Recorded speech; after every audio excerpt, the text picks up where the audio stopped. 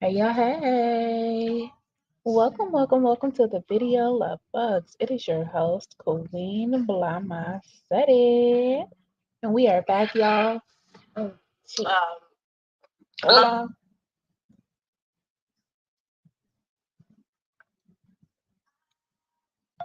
Hold on. What is that? I'm watching something. I don't know what the heck I'm watching. Oh, Strong Mommy Crazy. I'm like, who is that started talking? Um, y'all, we back for day 125 of the RICO Young Thug trial. Y'all make sure y'all smack that like button. I'm gonna turn the screen share on. That scared the heck out of me. I'm like, who the heck is that? Talking about some hello or something. I don't know what she said. I'm push play, y'all.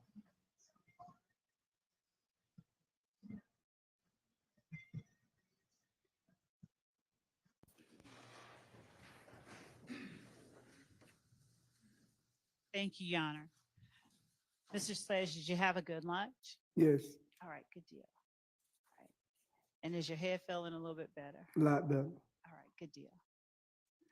Mr. Sledge, I want to just, and Judge, if I broach an area that the court has told me to move from, I'll quickly move from it. Mr. Sledge, are you able to tell me what you remember about April 28th, 2015? What happened on that date?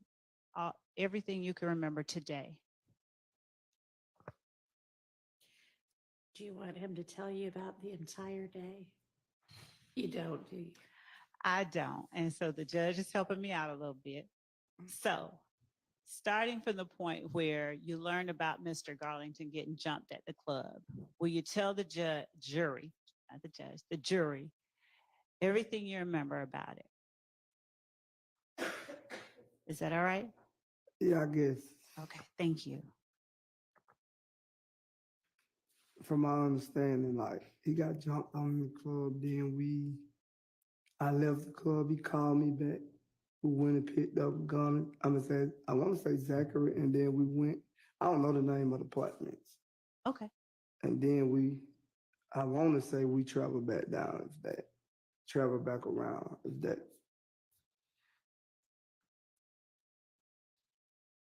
I didn't hear you. I said we once we went to the apartments, and then we went back to the house. If I think that's what I said. I don't. Take your time, and you do not have to. I'm not trying to get you to match up anything. I Okay. don't. I actually like it been long 4 days, Miss Love. So It's okay. Take your time. if you have anything you can refresh my memory. But right now, I don't recall. I don't All right. try my best. And that's all I'll ask, okay? Yes. All right. So I'm not going to try and trip you up. I just wanted whatever you remember today in terms of it. All right, go ahead and ask the next question. Okay. All right. Do you remember whether you went to the house first or to the apartment first? I don't remember. I can't exactly tell you, but I don't recall exactly how I think. Okay. And the house that we're talking about, is that the one off near MLK, off Adele? I want to say that's the only house I remember going to. I don't Okay. remember. And where were the apartments that you remember going to? I don't remember exactly what it was. I just know they was in a gated area. I don't think it had a gate when you got to go through the gate. That's Okay. all I remember. Do you remember whose they were, whose apartments they were? Like, why were y'all going there? I think I was supposed to been dropping Zachary off. Okay. Did his girlfriend live there? I don't think she stayed there, but she was there. All right. Now, was there any shootings that went on there? Did you see somebody else shooting or anything happening there? Yes, I think that's what it was. They was shooting when we pulled up. Okay. Now, I know you don't get scared easily, but did you consider that sort of a startling sight to see somebody shooting at the apartment? For me, it was normal. So I can't speak for no one there, but Fair from enough. my perspective, it was normal. All right. And were they shooting at the apartments that you were sending or taking Mr. Zachary to? I don't know if it was the exact apartment, but it was right there in that area. All right. Now, in terms of shooting, how could you tell the jury, because they weren't there? Do you see guns pointing out a window or just like fire flashes? What is it that let you I know? just seen the fire flash in front of the Okay. car. Okay. And were you right up on the car, like, or were you like coming in the gate and you saw fire flashes from like across? I the pulled directly in front of the car and then I backed back. Okay. When you pulled directly in front of it, had the shooting begun already? No, they was doing it. Okay. Did you realize they were doing it when you pulled directly in front of it? No, it's like when we got there, then it started happening. Okay. Okay, so for people who aren't you, that might have been considered a little scary. So what did you do when you heard the shooting behind you going on? I backed out. Okay. Did you back out and like quickly leave? No, I got back to safety. Okay. And where were Mr. Garlington and Mr. Zachary when you did that? Did they run inside, stay with you? No, they got out the car. All right. And did you see what happened? No, I was around the building, so I didn't really get out the car to see what was going on, but I backed up behind the building. Okay. Did you have to pull around the car to get in front of it? Or did you? No, it's a straight shot. It's just a straight shot through the apartment. Okay, so is it fair? Did the car pull up behind you then? What you mean? Did I understand you to say that you ended up in front of the car that was shooting? That means they was probably back then facing like coming out and I'm coming in. I got you. Okay. Did you notice what kind of car it was? No. Right. And did you have a belief as to who it was that was in that car? I didn't know who it was. Okay. Did you later form a belief as to who it was that was in that car? No, I don't recall. All right. Did you all do anything based on who y'all believe might have been in the car? I already answered that question. I answered that question 2 days ago when I told you about it. Okay. Forgive me. I had a long weekend. Could you tell me what you all did based on what you all believed or who you all believe was in that car? There's nothing more that'll happen as a result of it, I promise. I don't know who was in the car. At the time, I didn't know who was in the car. I still don't know if that was true, what was told to me, so. All right.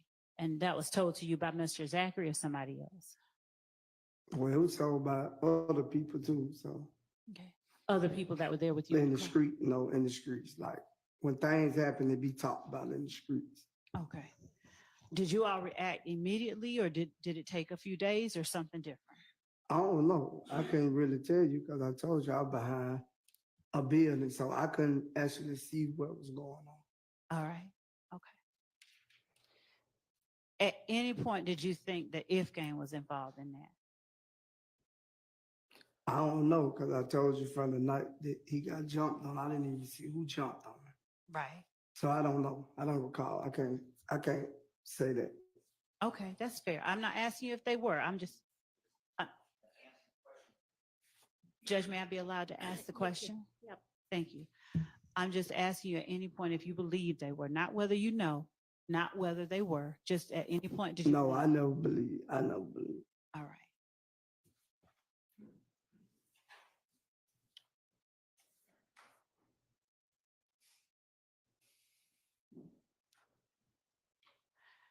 Now, we talked last week about Antrevia Smith, and you talked a little bit about that on cross-examination, your relationship with Miss Smith. The Kelvin Watts who started dating Miss Smith after you did, was that the same Kelvin Watts that had a beef with Kenneth Copeland? I don't really know if him and Kenneth Copeland had a beef or not. Okay. So did you ever learn or did you ever discuss any kind of beef that Kenneth Copeland had with Kelvin Watts? I don't recall if we ever discussed Miss Love. I don't recall. Okay. But is it fair to say that, let me ask you a better question so I'm not leading. is the Kelvin Watts that started dating Miss Smith after you did, was he also called Shell Kale? Yes. All right, thank you. And do you know if Shell Kale, did you consider him having any family relationship to Donovan Thomas Jr.? I never knew there was, how long I've been knowing Donovan Thomas, I never knew they had any relationship. All right.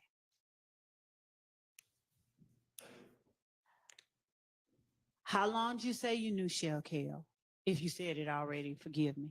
I don't know. He went outside when I was outside. He probably came outside. I started hearing about his name 2015. Before then, I never knew him. Okay.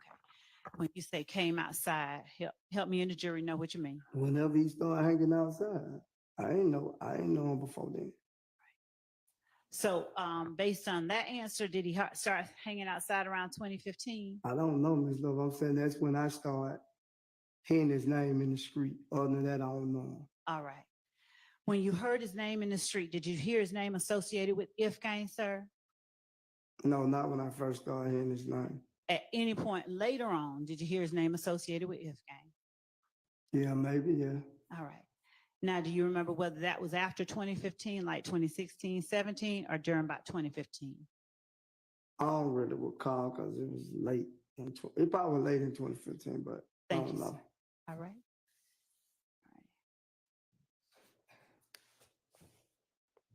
Now, you were shown some dates in a book by Mr. Williams' attorney. I'm going to approach with the court's permission and with your permission. Is that all right? All right. So,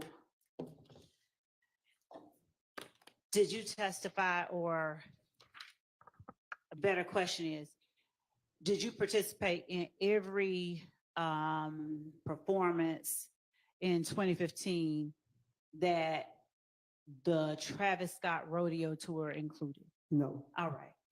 And do you remember when Mr. Steele was up here reading these dates to you and you were saying, yeah, you see them on the page? Yes. All right. Now, would you tell the jury if these dates are dates that you were actually at the location indicated on this piece of paper? Yeah, most of them. Okay. Are you able, as we sit here now, to tell the jury, just you can point them out and then read them out after you do, the dates that you did go to? Through all the dates. I know exactly what day that I left that tour. Okay. I don't know the exact date, but I know what state I was in. Fair enough. So did the tour did not start until after January 10th, 2015. Is that right or wrong? That might be right. Okay. Do you know of any tour date on this tour that you were talking about with Travis Scott that started before February 28th, 2015? I don't know the exact dates, at least I'm looking at the book. Here. Do you know of anything before February 28th, 2015? Here, you can turn, however you want to look at it. No, the first date say February 28, 2015. Okay. Yes. And to your memory, is that the very first date of this Travis Scott tour? Yes, for my memory. All right. Now, this tour, when we say Travis Scott tour, who was the headliner? Was Mr. Williams the main attraction, or was Mr. Scott or somebody else? Mr. Scott was. Okay. Now, was he a major performer? And you got to forgive me because I don't know Travis Scott, okay? Come on. I'm not lying. I don't. Was he a major performer? I'm older than you believe, and you're going to have to forgive me. Come on. I'm dead serious. No. You know, don't be mad at me if I'm laughing at you. I'm not mad at you. You just listen what I'm telling you. Okay. I know a lot of people know he's a big major artist. Okay. All right. And is he a rapper, a singer, a musician, or something else? I don't really. I think he do is it like rock or something like that? I don't really know. Okay. All right. So he's a big performer. And did you go on that very first tour date on Saturday, February 28th, 2015, that's listed on the book? I just told you yes. Thank you. Were you head of security for Defendant Williams on that day? I want to say, I don't recall if I was or not, was I head of security, but I did a lot of different things on it too. All right. Okay. Thank you for that. Now that was that in Santa Ana, California? Yes, that's what the book was saying. All right. And is that your independent recollection, apart from what the book said? I don't really remember. I could just go by the booklet and know the actual day and what state it was in. Okay. And so does looking at the booklet make you remember, or are you just relying on the booklet to be right? I knew the booklet was right. I had one myself. Okay. In that time. All right. Do you remember who else within YSL went on this tour? It was a lot of us. I don't recall everybody who was there. Was it? I'm sorry. It was multiples, so I don't recall everybody who was there. Was that the first time you had gone to Santa Ana, California? Maybe not, but okay. with a major upcoming artist it was. Now, were you all with YSL, were you all like traveling with Mr. Scott, or were you all traveling separately? How did that work? We traveled separate. Okay. Mr. Scott, not my friend. Understood. Understood. When you got to the venue, wherever that was, did you all stay in the same location as Mr. Scott or separately? I can't remember. They normally have different dress rooms, so I don't recall. All right. And did you stay overnight, or did you all just perform and leave? You perform and leave. Right. At least he had to be there more than one day, so I don't know. If his booklet say 2 days, sometimes we say 2-3 days in the same state. So you might go to Dallas, you might go to Houston, you know, stuff like that. So. And was Mr. Stillwell with y'all on this tour, February 28th, 2015? I think so. What about Mr. Kendrick? I think so. All right. Anybody else in this courtroom that would have been with y'all then? No, no. All right. Now, March 1st, that's listed here. Did you go on that one too? March 1st? Mm-hmm. I was there every day except the day that I told you that, well, the state I remember that I went home. Okay. So, are you able to say just from memory where or which ones you remember performances occurring at? I'll give you the book. I can't remember all that. All right. I don't recall all that. All right.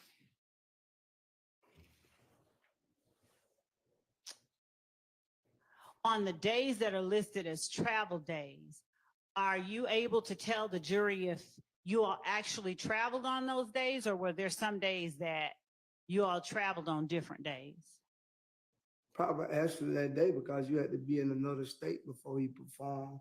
It was a time limit, so like we had to stay on the time limit. Okay. Are you able to tell this jury with 100% certainty whether or not Mr. Williams performed at every show reflected on this tour schedule? I can't say that because I got sent home on a certain date. So I didn't finish the whole tour, so I can't say that. Okay. I didn't see him perform, but I could, like, until I got sent home, I seen him perform.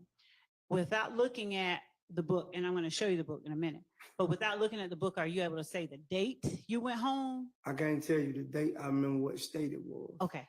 Looking at the book, would that help you remember when you went home?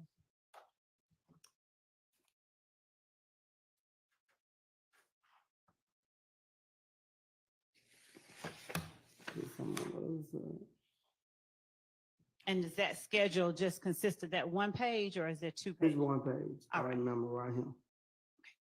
Okay. I got my finger pointed at it. Okay. Can you read out the date? It was Thursday, March 26, 2015. Okay. Thank you. Are you able to tell the jury with 100% certainty whether on every tour day prior to Thursday, March 26, 2015, defendant Williams performed at every performance listed on this sheet of paper? Not after that date, yeah, but that date, yes. That's the last show I was at.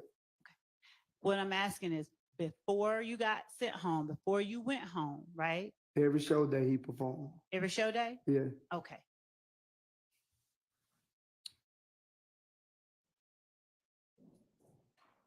Do you recall who all was at the shows that he performed at every day before March 26, 2015?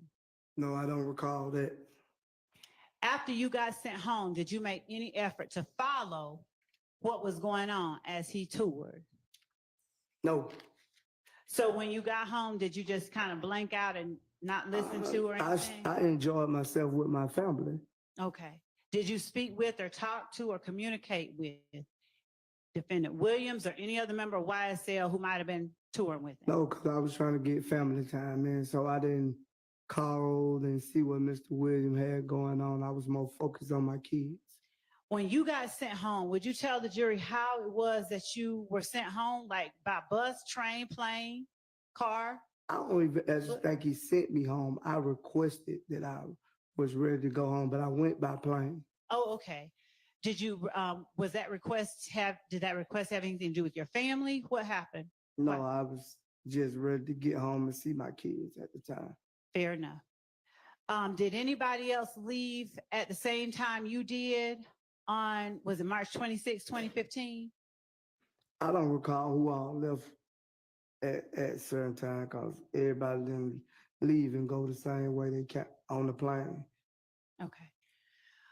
Was defendant Stillwell still with Mr. Williams on this rodeo tour of Travis Scott's when you left? Do you remember? I don't recall if Mr. Williams and Mr. Steele went home or he stayed on tour. I don't recall. All right. Do you have any memory about Mr. Kendrick and how long he stayed? No, I believe Mr. Kendrick stayed the whole while. If I'm not mistaken, Mr. Kendrick was like a backup hype man or something at the time. Was a backup hype man? He was on stage with him performing. Okay. Was Mr. Copeland with him? Do you know? No, I don't remember Mr. Copeland. What about Mr. Zachary? I think Mr. Zachary had got sick. He went home way before. Was Mr. Stevens with him? I don't recall. What about Mr. Garlington? Was he with him? I don't recall. So without me going down a list of people you don't recall, can you tell the jury if there's anybody else you recall being on this tour of Travis Scott's with you and other YSL people? No, I don't recall. Okay.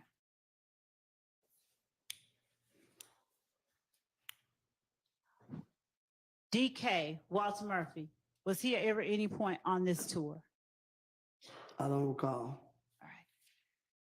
Do you recall ever being on tour with Mr. Murphy? I think I was at one point in time, but I don't recall when he left. I don't recall that. Okay. I won't say that he was never on this tour. Yes, sir. But I don't recall when he left off the tour. Okay.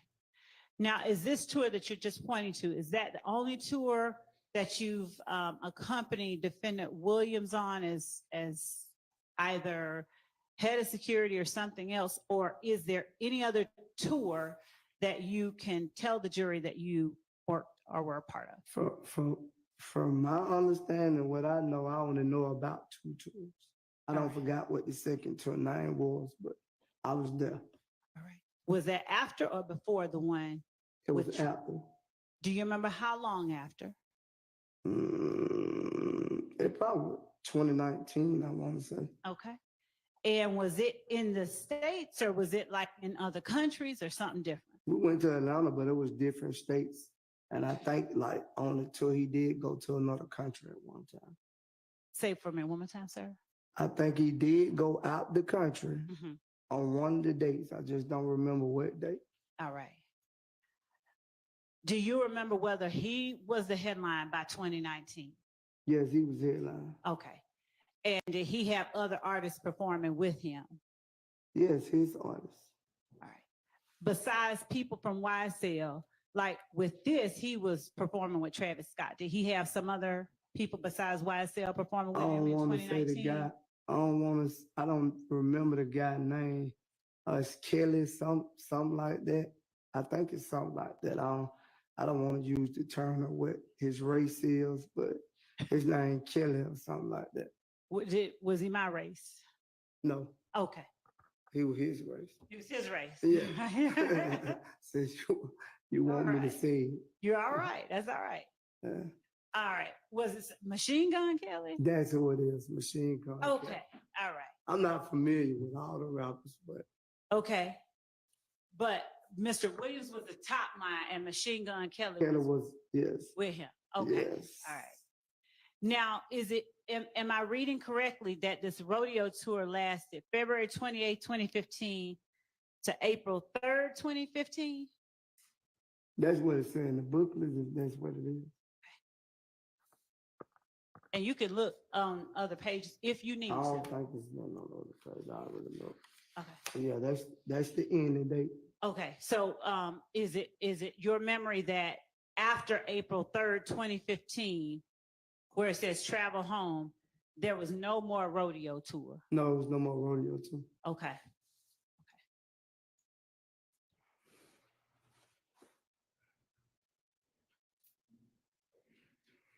When you worked on the tour in 2019, do you have a rough estimation of how many places, how many cities y'all visited? No, it was a lot. Okay. And do you have any idea of who all within YSL would have accompanied you and Defendant Williams on that tour with Machine Gun Kelly? I don't recall everybody who was with us, Miss Laura. That's fair enough, Mr. Sledge. Do you recall anybody though? First I remember that. I know Mr. Kendrick was there. Okay. What about Mr. Stillwell, 2019? I don't even remember what Mr. Steele was. No, Okay. I don't think. Whoa, let me back up. Yes or no? Don't Let me tell back. me. Can I bag up? I don't even think Mr. Kendrick was there. I'm sorry for that. Okay. I don't think Mr. Kendrick was there. Okay. Was Mr. Murphy there to your knowledge? No, I don't recall. All right. What about Mr. Zachary? I don't recall. Okay. And did you and Mr. Williams, y'all stay at the same hotel and things like that on that tour? Yes, I was basically everywhere it went, probably like my room was like next to his, was probably up on the floor. Okay. Now, when you talked about earlier knowing Mr. Williams' music, but you can't recall always songs, are you familiar about any YSL members that he talked about in his songs? I don't recall. If you got anything to refresh my memory, you can. All right. Do you have any memory of any songs that Mr. Williams referencing a woman getting robbed by a tick? I blank her and she get robbed by a tick. I don't recall. That must was in the early time. I don't recall that song. Okay. When you say in the early time, I'm saying like in his beginning of his career, I don't recall that song though. For you, can you tell the jury what you consider the beginning of the career, the earlier part that you wouldn't remember, just so they have a frame of reference? Probably around, I guess around his early career. I can't give you exactly a year. Okay. 2014. Even if you tell me and you don't got it in front of me, I can't tell you. All right. Okay.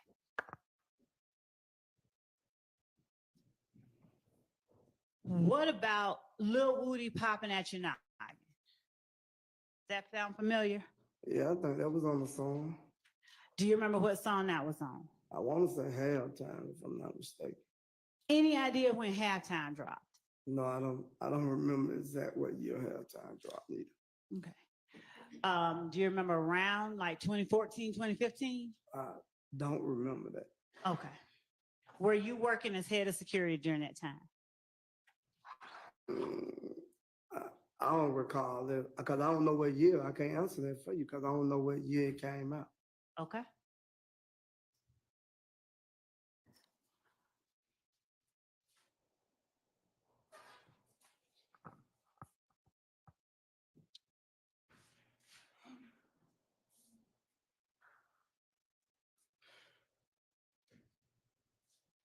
In March 2015,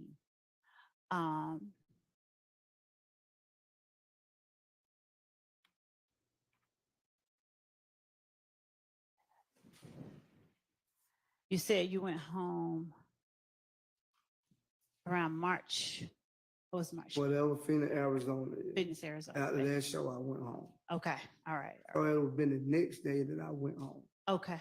All right. So I didn't travel to the next state with him. All right. All right. So March 26th, 2015 is Phoenix, Arizona. You would have gone home like March 27th, that Friday. Yeah, that morning. That morning? Okay. All right. Did you ever hear, sir, you want to see it again? No. All right. Hey y'all, hey, welcome to the video Love Bugs. We are watching the Young Thug YSL trial, day 125, you guys. Mr. Antonio Sledge is still on the stand. Y'all make sure y'all hit the like button. This is part 2. They have already gone to lunch. Did you ever hear, while you were there, before you went home on March 27th, did you ever hear Defendant Williams refer to any other artists in his music while he was on stage, other than Travis Scott? I don't recall because I don't recall all the songs he performed. Okay. Did you ever hear him diss anybody on stage? I don't recall. And I'm going to have to say the word, but I hate to do it, but I'm going to ask. Did you ever hear him call anybody a bitch on stage? I don't know. He probably said bitch in a lot of songs. I ain't gonna say like he called no one no bitch. I never heard him call nobody a bitch on stage. Okay. And did you ever hear him refer to anybody substituting one part of their name for the word bitch? No. Okay.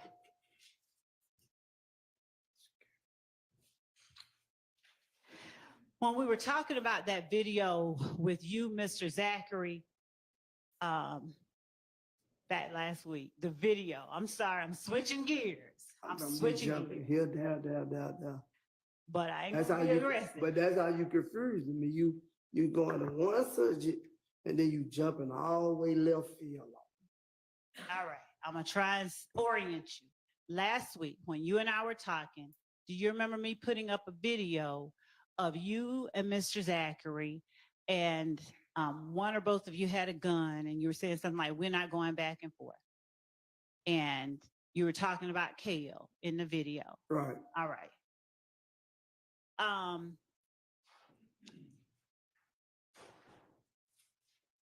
When you were, do you remember when it was that you filmed that video? Not posted it, but filmed it. I don't recall when we filmed it. Okay. And when you were filming that video, do you remember saying that at any time that it wasn't about a girl? I don't think we never even mentioned a girl name in the video. So. Okay. So is it fair to say, or is your testimony that the stuff you said to Kale wasn't about no girl?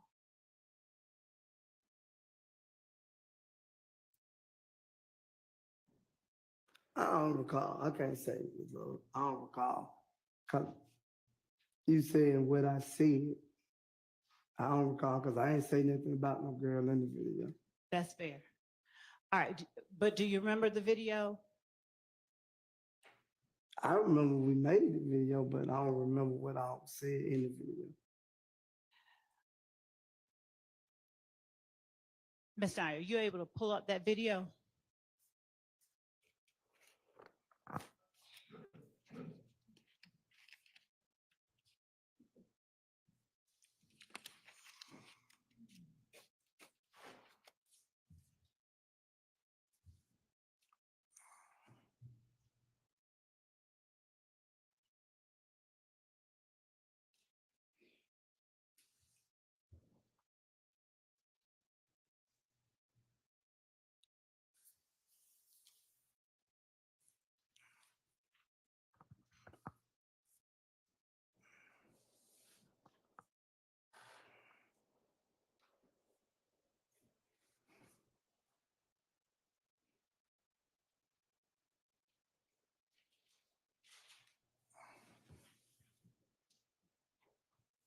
And what number was that?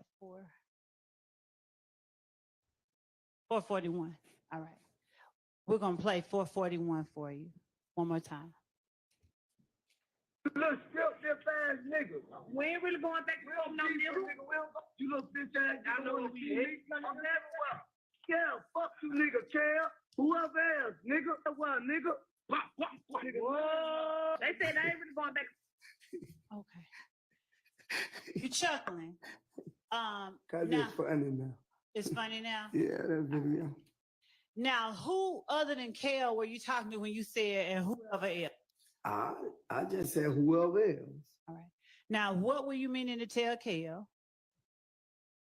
I wasn't letting to tell him nothing. Okay. I said what I said in the video. All right. Which was we're not going back. I ain't going back and forth with him. All right. I ain't say them, I said him. Right. Was he trying to go back and forth with you about something?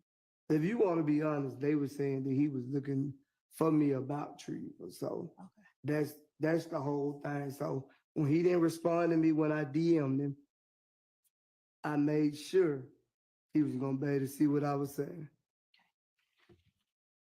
What did you DM Kale? I DM, I don't got no problem with him about no girl. Okay. And when did to your knowledge, did Kale say something about Mr. Zachary? Oh no, I can't recall if he said anything about Zachary. I don't know. Then I'm gonna have to fall to my country roots and ask you what was Mr. Zachary doing up in there with y'all? I don't know. He was just being silly in the video too. It was all silly. It wasn't in that serious. Cause when I seen Kale, he ain't do nothing to me. And I ain't do nothing to him. So it wasn't that serious. So for you, putting guns on the internet ain't that serious? Is that fair? No, no one was shot. So I don't think it was that serious. The video. Okay. All right. You know, I also walk around with guns all day. It ain't that serious. All right.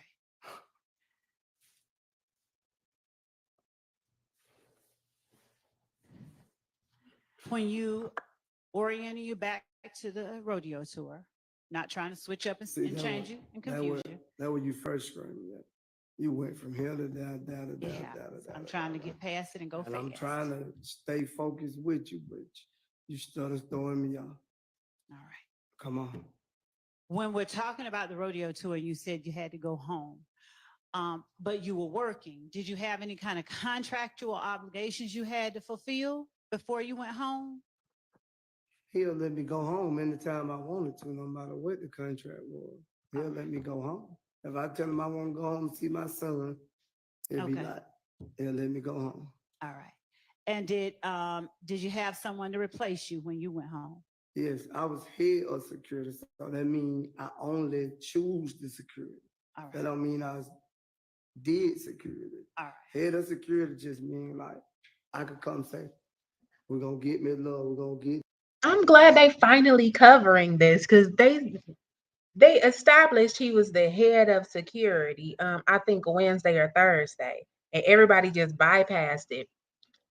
And they continue to let Miss Love call them members instead of correcting her and saying, no, I was an employee.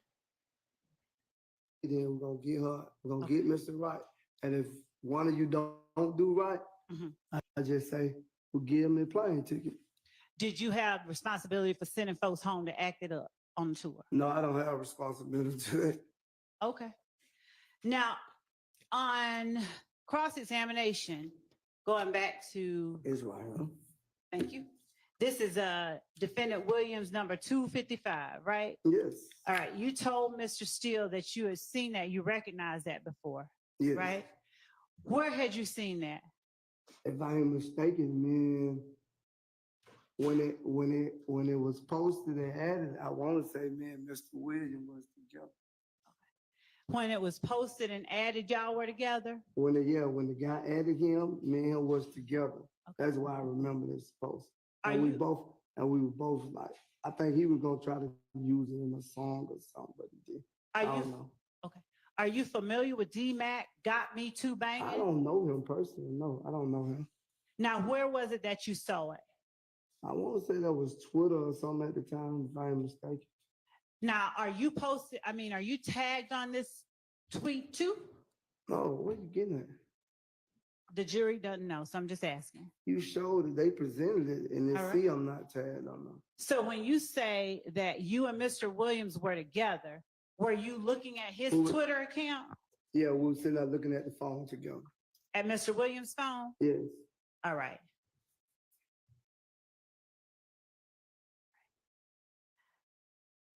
I'm going to pull up what I will mark for you as State's Exhibit number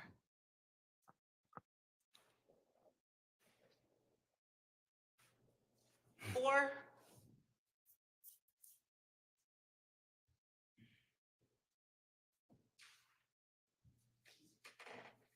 Judge, I'm going to, for the purposes of this question, mark the clip that I'm going to show as State's Exhibit 447.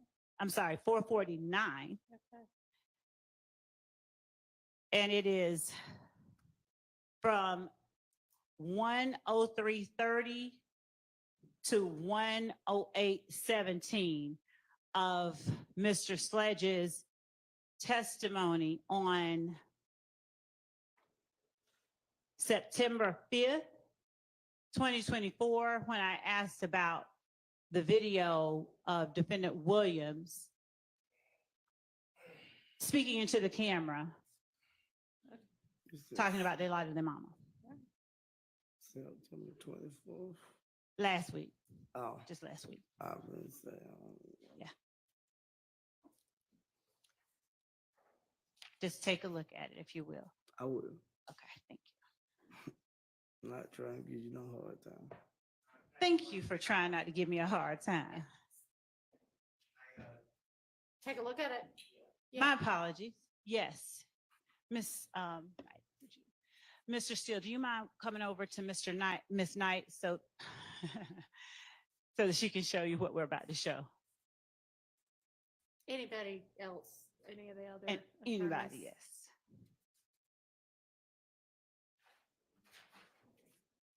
And Judge, so that our record is very clear, it will be 449 Yankee. Okay, thank you.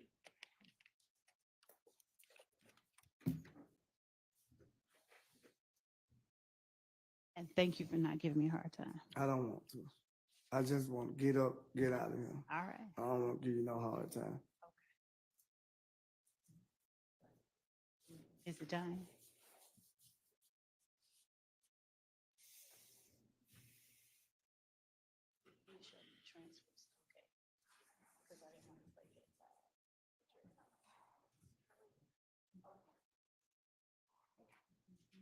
Judge, just so that the court's aware, we're making it available, but we're playing it through the transcript so that the volume isn't overheard by anybody else in the courtroom.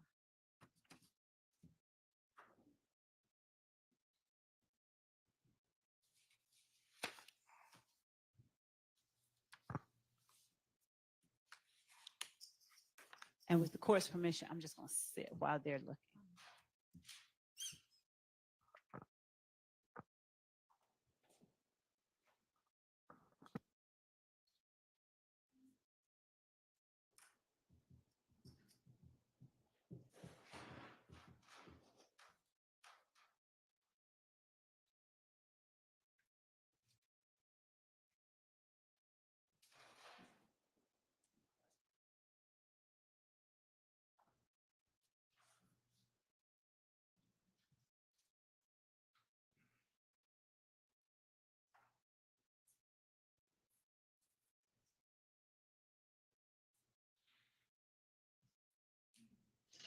Can y'all make sure y'all hit the like button while they get their new little evidence together that they want to present?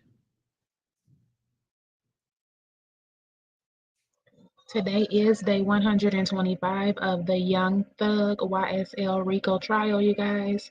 Mr. Antonio Sledge is still on the stand.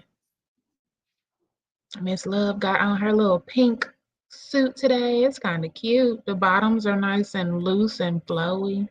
It's really cute. The other girl over here, she had on a blue dress. I didn't appreciate it at all. It wasn't Too cute. And she kept gapping her legs open to get up like she didn't realize she had on a dress. I don't even know if she ever came back from lunch yet.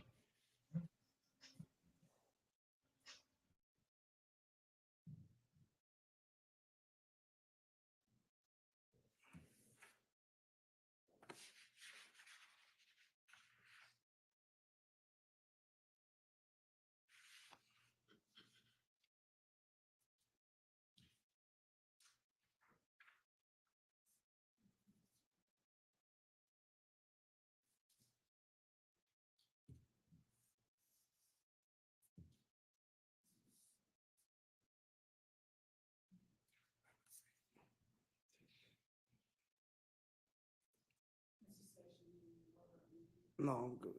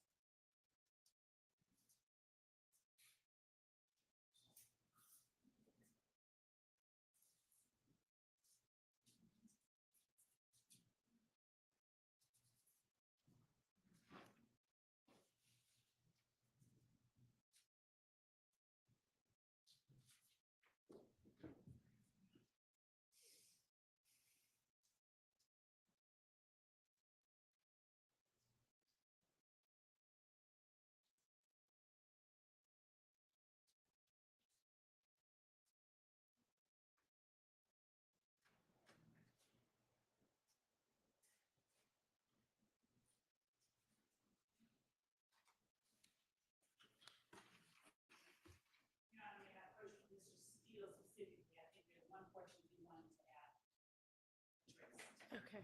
Mr. Steele, is that right? Did you want to How long approach have about you- a particular section? I mean, is there, do you want to? Oh, okay. All right. Do y'all need a break at all? Okay.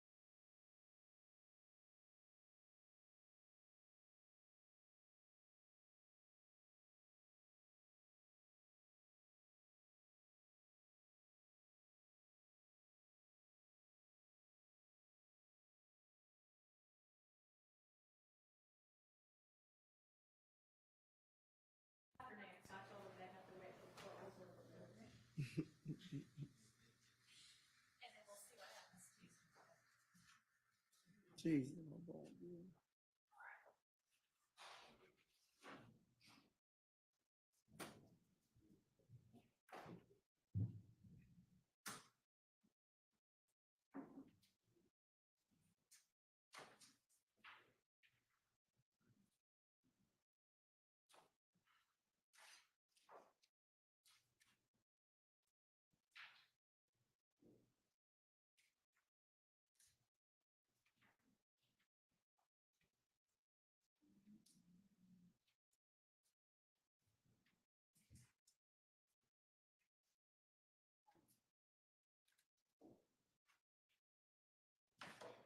Pledge, I'm going to put in front of you a portion of your testimony that we have and will mark as 449 Yankee, just for the purposes of the record.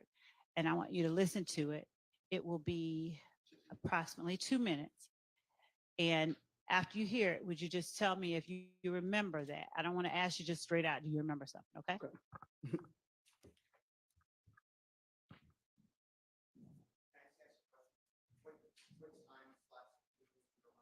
I don't mind, Judge. I'll tell him if you don't. If you give me a second. Hold on. Okay. Okay.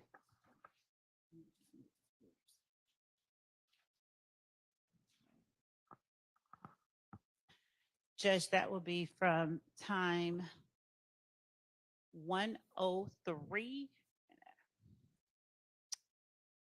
1:03:30 to 1:08:17. Yes, a little more than 2 minutes. I mean, yeah. I'm sorry. Me and my bad man.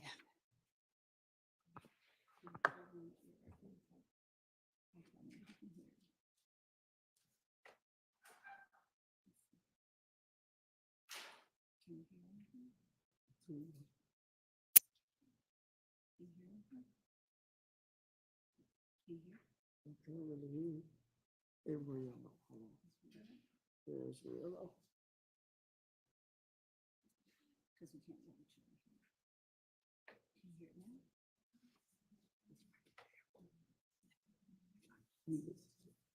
You try to listen to it and see. Can't you understand what it's saying? Can't understand. You're right.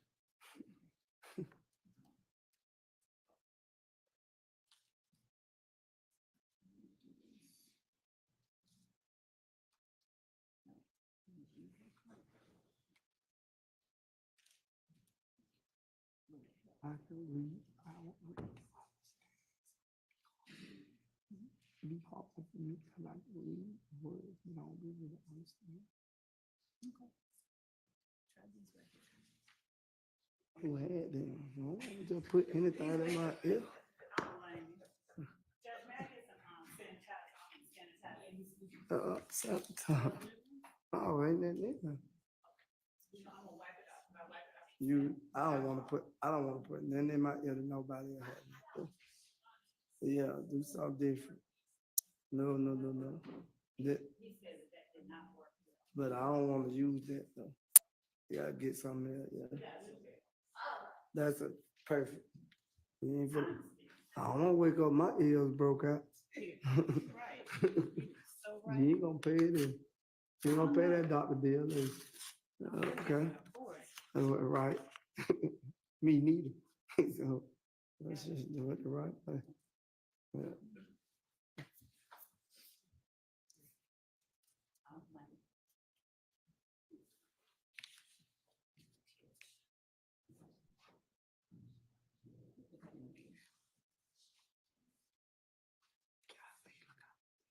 You can pull them. Oh, okay.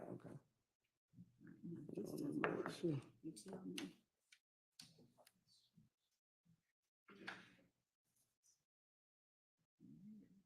Oh, okay. I just want to make sure I can hear it.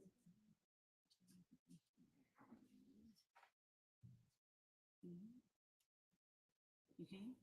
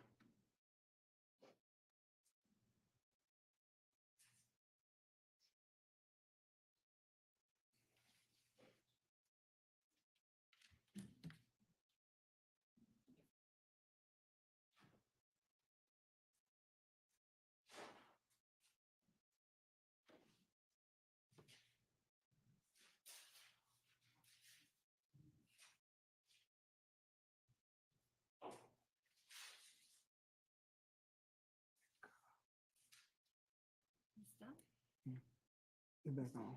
Okay. You just stop. I remember that. You do remember? But you remember you missed.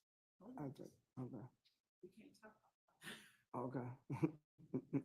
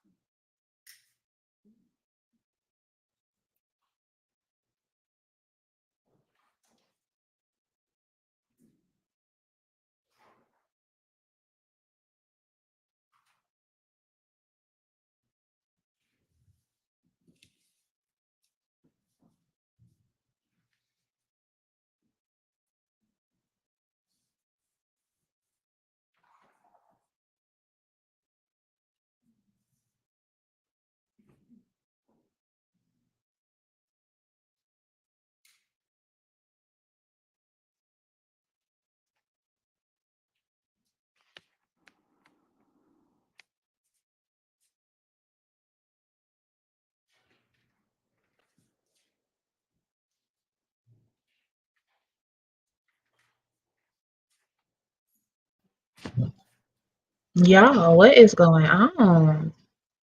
They've been quiet for too long. I'm telling y'all, this trial still gonna be going on Christmas.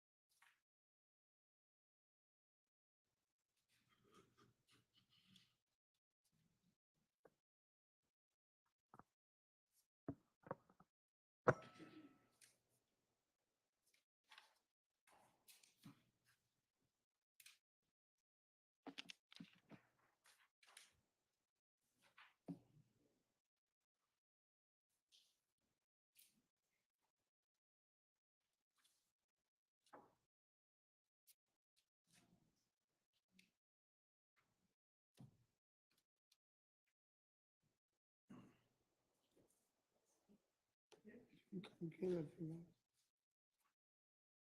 It ain't that, but you can get it. I know what you're talking about. You just want to stop at 108. Right here. You can stop it if you want. At 108. Just listen to it through 108.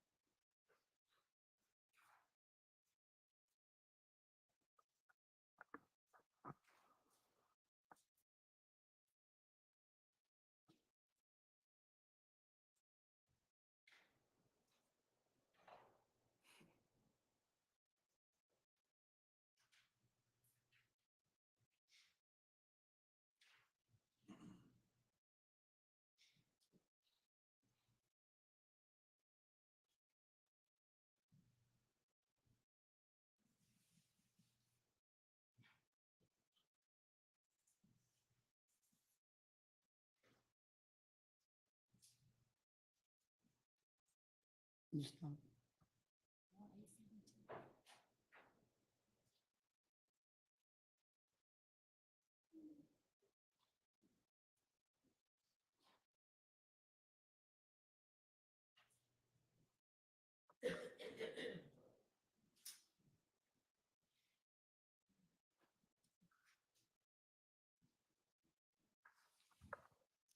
let you keep this, okay? Yes.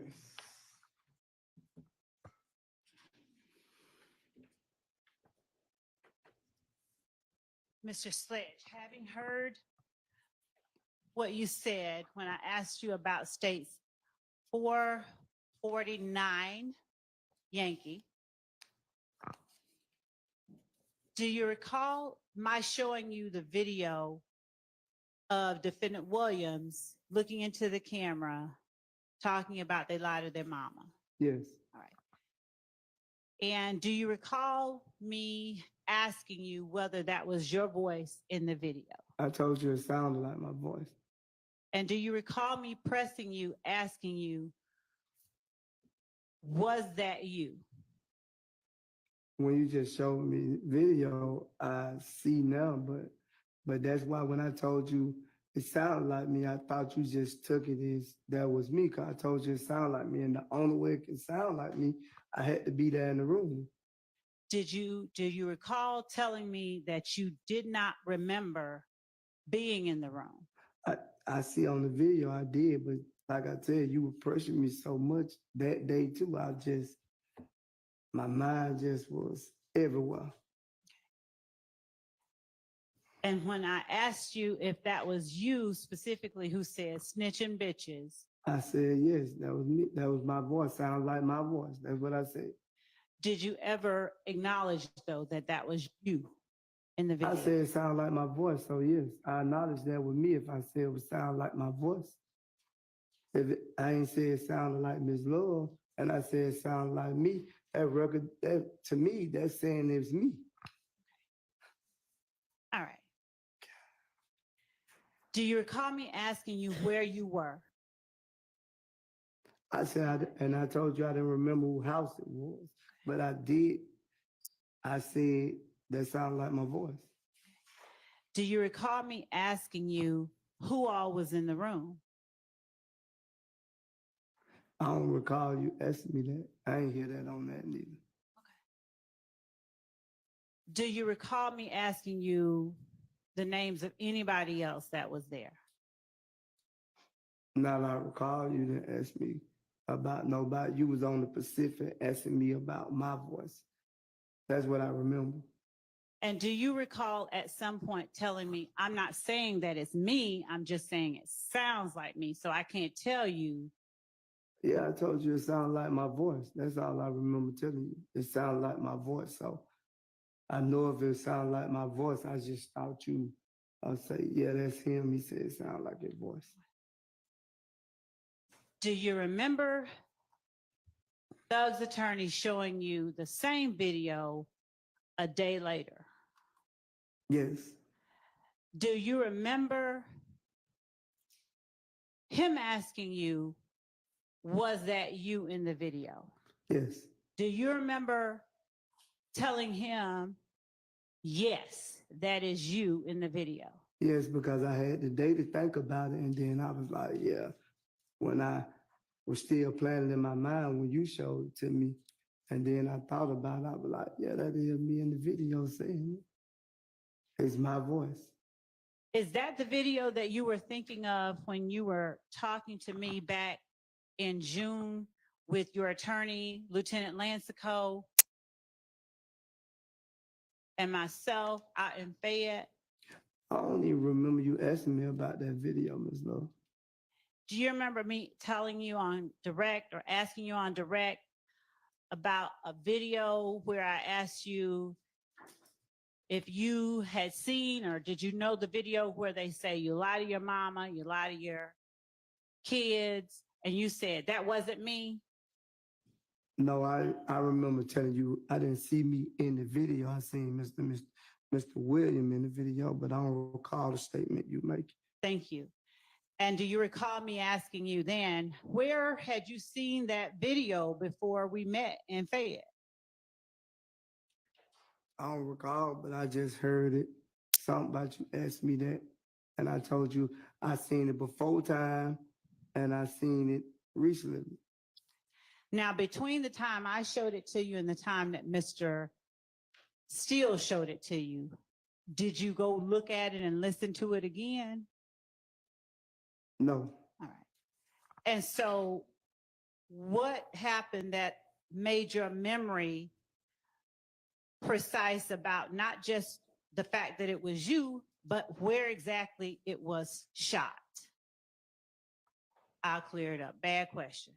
Do you remember telling Mr. Steele where that video was taken? I don't recall Mr. Steele even asking me where it was taken. I don't even recall him asking me that. Your Honor, can I object at this point, 403? I'm not, I mean, we've all heard the testimony, so whether he remembers it or not at this point's not really the issue. Can you just ask the questions you intend to Sure, be Your Honor. asking? Thank you. Mr. Sledge, why did you remember who all was in the room when the video was shot, when Mr. Steele asked you the question? I just told you, when you asked me, I didn't remember. But when I left that day and I thought about the video, and then I realized everybody's voice who was in the video. Okay. And what about the time or the date that the video was shot?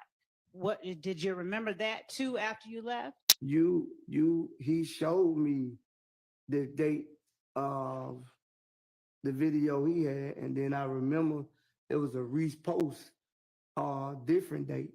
I don't remember the date of the repost, but I knew where he cross-examined me on, I knew the answer to that question. And do you remember me asking you about what what you understood Defendant Williams to be talking about when he said they lied to their mama, they lied to their sister and all that stuff?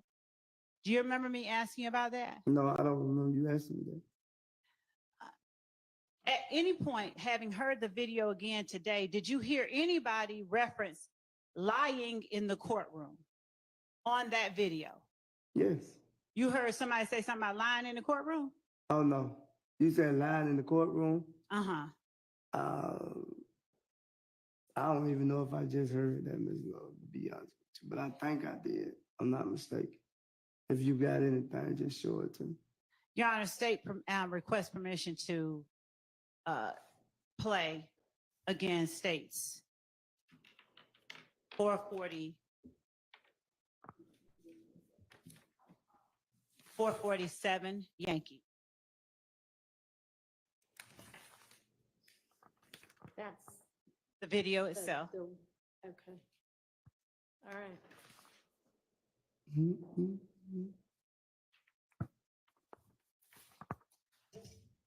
And so even hearing it just now, you didn't remember, right?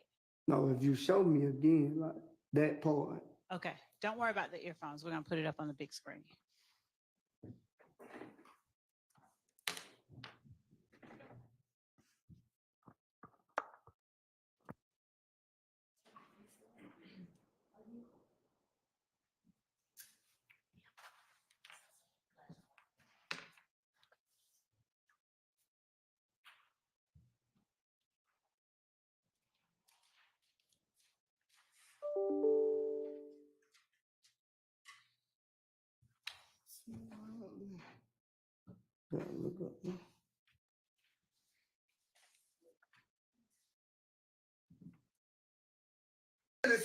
So nigga, a lot of they mama, a lot of they kids, a lot of they brothers and sisters, they didn't get ready in the courtroom to tell the God honest truth. Fuck, nigga. Don't get it. Y'all nigga need to get fucking killed, bro. You snitching bitches. From me and YSL. I don't hear it say lying in the courtroom, though. All right.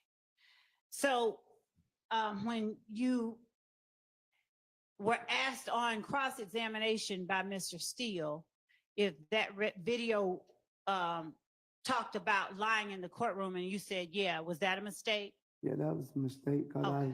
I didn't say lie. It didn't say lie in the courtroom. The voice didn't say lie in the courtroom. Okay. What did you understand it to be saying?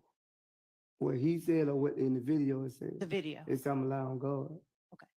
And when Thug is talking, what is he talking about doing in the courtroom? Telling the God's honest truth? Yes. All right. And after Mr. Williams says, and you get in the courtroom and tell the God's honest truth, you need to get killed, bro. That's from me as YSL. Since you realize now that that is your voice, Would you tell the jury why you say snitch and bitch? Because snitch is a liar to me. Okay. Did you just not say that he said you get in the courtroom and tell the God's honest truth? Well, I'm in the courtroom telling the God honest truth. So whatever he said, what he said. Okay. So when he's talking about telling the God's honest truth in the courtroom, why do you follow that up with snitch and bitch? I just said something. There wasn't no reason of following it up. Do you consider a person who does get in the courtroom and tell God's honest truth on their friends snitching bitches? No.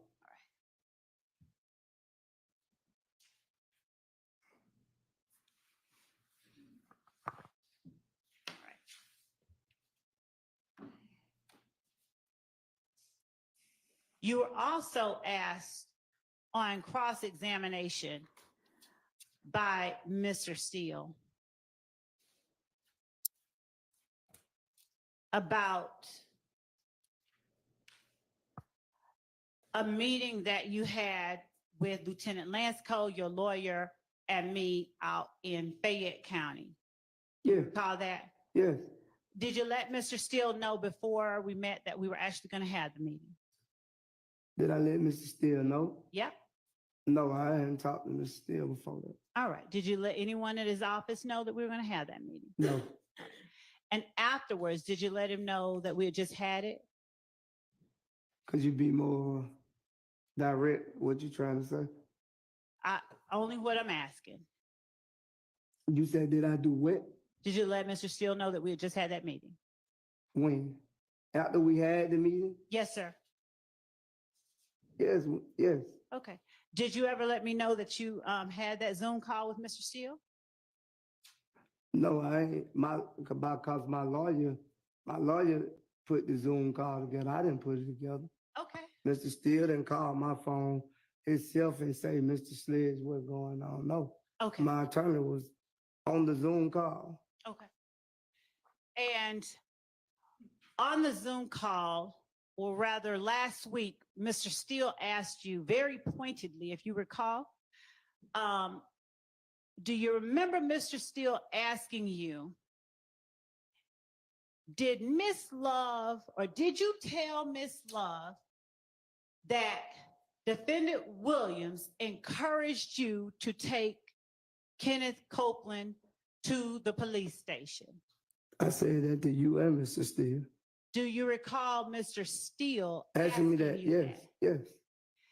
Do you recall Mr. Steele asking you, did Miss Love tell you, do not tell the jury that Defendant Williams encouraged you to take Kenneth Copeland to the police station?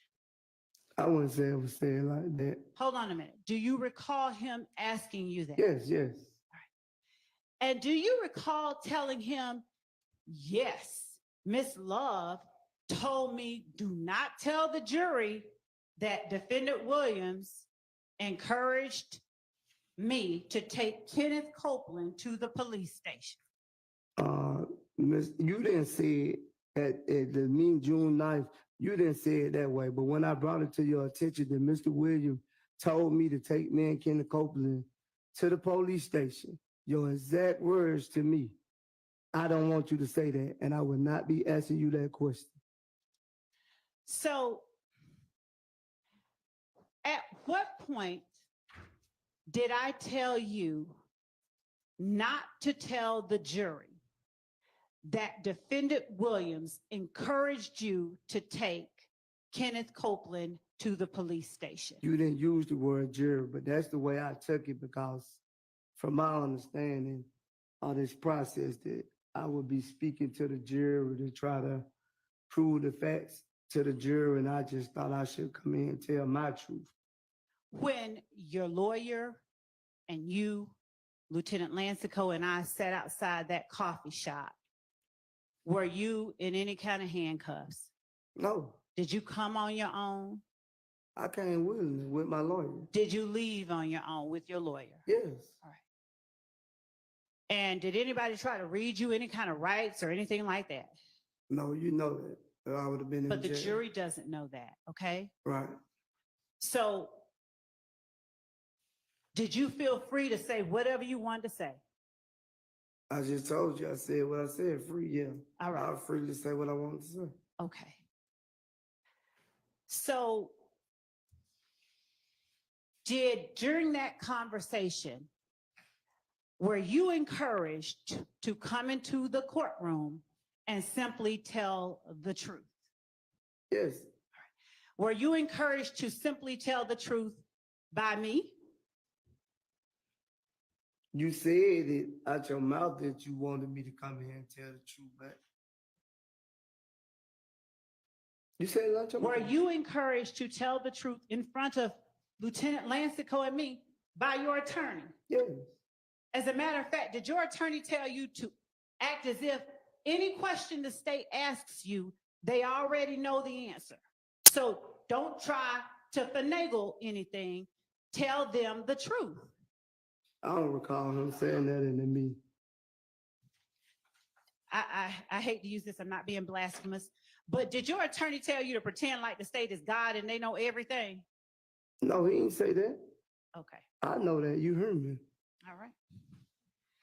Do you, Come do on. you remember me asking you You're about the going too video? far again.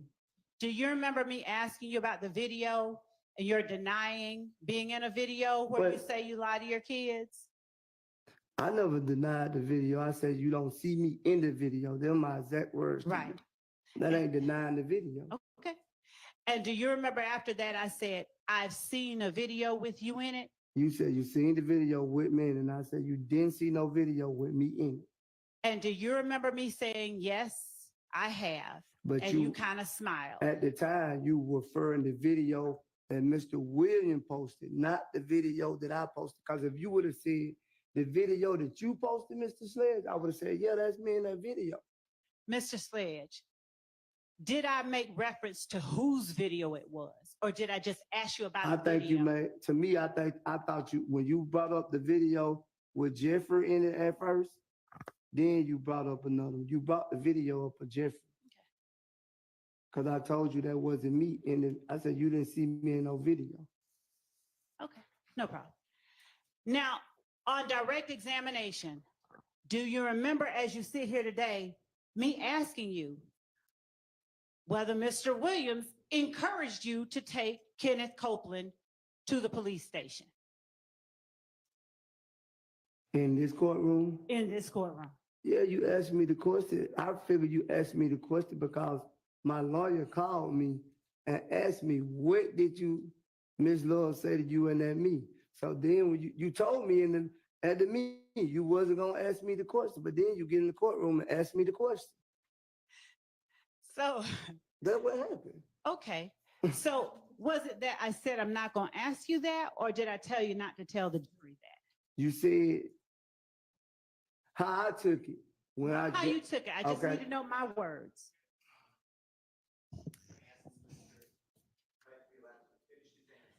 John, It's non-responsive. Ask your next question. my words only.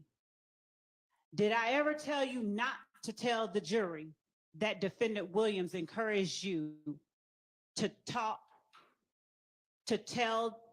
take Kenneth Copeland to the police station? Did I ever tell you that? You just said you didn't want me to say that. Okay. Now, is it your testimony that I said, I don't want you to say that, or I'm not going to ask you that? Both of them. Overruled. We don't really have a clear answer. All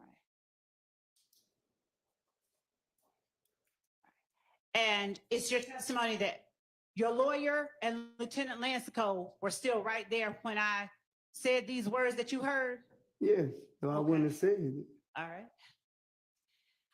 And based on what you just testified to the jury, you gleaned from that I didn't want you to tell the jury. I never used the word tell the jury. I just said exactly what you said to me. I say, Ms. Love told me that she didn't want me to say that, and she wasn't gonna ask me that question. Okay, so then your memory is not, you don't remember telling Mr. Steele. You do not remember asking Mr. Steele saying, did Ms. Love tell you do not tell the jury? If he said jury, I forgot I made a mistake, and I should have corrected Mr. Steele if he said jury. but I'm telling you what you said to me in the meeting. I ain't saying you said don't tell it to the jury. But that's the way I took it too, cause that's who I'm supposed to be talking to, right? Telling the truth to, right? Right. Okay, so Okay. in my way, not the lawful way, that's the way I took it. Cause if somebody tell me, oh, I don't want you to tell my girlfriend this, I'm gonna take it as, you feel what I'm saying? You don't want me to tell the truth. Okay. So, all right. We'll go on. So were you surprised when I asked you, did he encourage you to take Kenneth Copeland to the police station if you thought I didn't want you to tell the jury?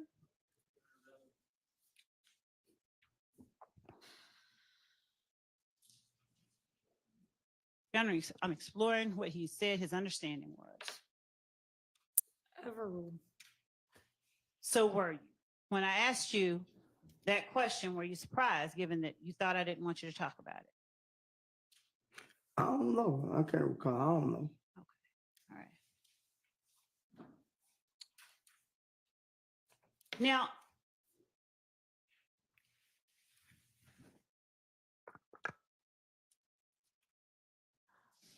on cross-examination,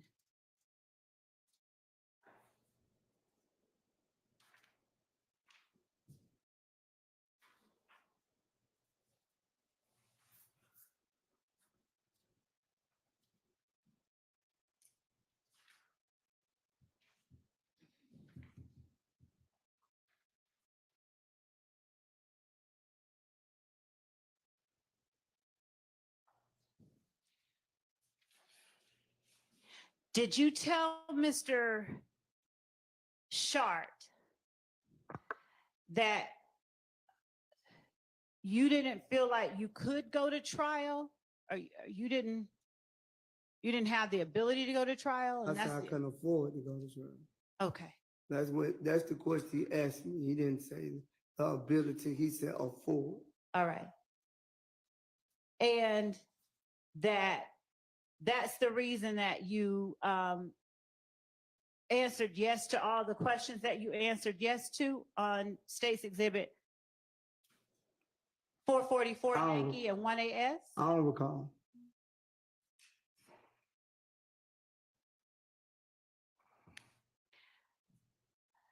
Having had time to think about it now, do you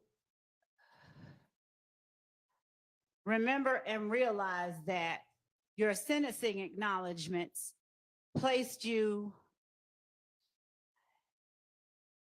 in peril of probation revocation if you testified inconsistently with something you said was true during your plea agreement? I don't think I testified nothing that wasn't true today, if I recall. Do you remember testifying on last week when I asked you specifically about portions of what you agreed to, and for you to tell me if any part of it you're now testifying is false, to label it false, and if any part of it, if it's all true, to tell me it's true? Do you remember me having that conversation with you? I remember the conversation, but you had put so much on, I don't even recall what went on. It was very confusing. If I'm not mistaken, she gave him a paper and it was like 2 or 3 different sections of stuff on the paper. And he just sat there looking at it. And then the judge had to tell him, okay, answer yes or no on section 2, but don't answer this section. The judge had to explain it to him. Remember me putting in front of you State's Exhibit 447Y, and Yes. You'd like a new question? Oh, okay. Right. Whether he remembers it or not is not really the relevant matter. Oh, all right. Did you testify that I never seen Number. that. Not I highlighted. give you the number. All right. Did you testify that number? I took it already. Number 8 or something like that. He said was false or something. Almost everything was true or false, but it was like 2 of them that he said wasn't right. Yes. And then he said that the second part wasn't worded right. Yes,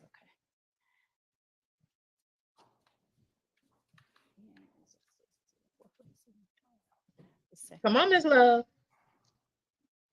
I thought he was calling her Love to be funny at first. Did you testify that, looking at this, at State's Exhibit 1AS, did you testify that number 3 under defendant's factual acknowledgments is not entirely true? No, I didn't say it was not entirely true. I think I remember I said the part of the support of YSL, and you put Kia as a robber gang member. I told you I didn't even know he was that gang at the time. And if I made a mistake anywhere else, I made a mistake. All right. Do you remember me putting, now I have to ask, do you remember, Your Honor? Do you remember me putting State's Exhibit 444Y in front of you? I remember you putting all these papers in front of me, but I don't like. Do you remember me asking you to go over each number, and if one of it is true or one of it, Oh, go ahead. do you remember me asking you that if all of the statement is true, to tell me and label it true, but that if any of it is not true, to call it false? Do you remember that? I Yes. don't recall that, Ms. Love. Like I told you, you've been confusing me for so many days. You've been confusing me since I've been on this stand.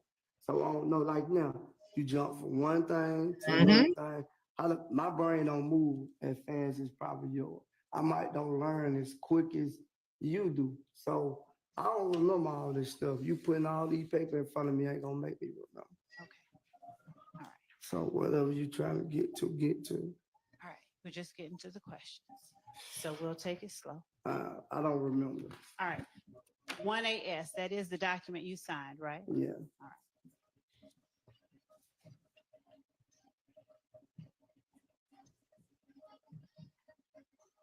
On 1AS, I don't want us to go over the Right. whole direct examination. I'm not. This is supposed to be redirect. I'm not, Your Honor. I'm specifically asking questions that are related to what the witness responded to on cross. So on cross-examination, the witness was asked whether he was allowed to craft this, whether they were his words, whether he understood them, whether he felt compelled to. I recall. And so what I'm asking now, and he was also asked on cross, whether he felt between a rock and a hard place. I already answered that question. So what is it that you want to ask him? I believe that he testified on cross that one part was feeling between the state and the other was Fulton County Jail or going back to jail. So I'm asking him about his sentencing acknowledgments and what he has stated or agreed to within the sentencing acknowledgments, and how that squares with his rock and hard place on December 28, 2022. Okay, then ask him that, how those acknowledgments square with his rock and a hard place. I don't think that's going to get a quick answer, but I'll ask. Okay, so Mr. Sledge, how do your sentencing acknowledgments square with, do you understand that you said— Now you thinking this stuff funny. No, sir, I don't. You do. Do you understand? Because I know your question ain't funny. It is not. So what you laughing for? Mr. Sledge, do you recall stating in your sentencing acknowledgments? I don't recall. Okay. Well, you have the paper in front of you. Would you please look at it to refresh your memory? It still don't refresh my memory. Okay.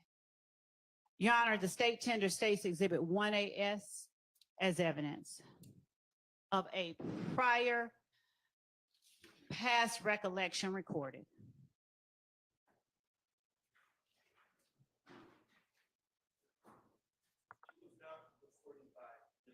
Yes, it was, and it was agreed to.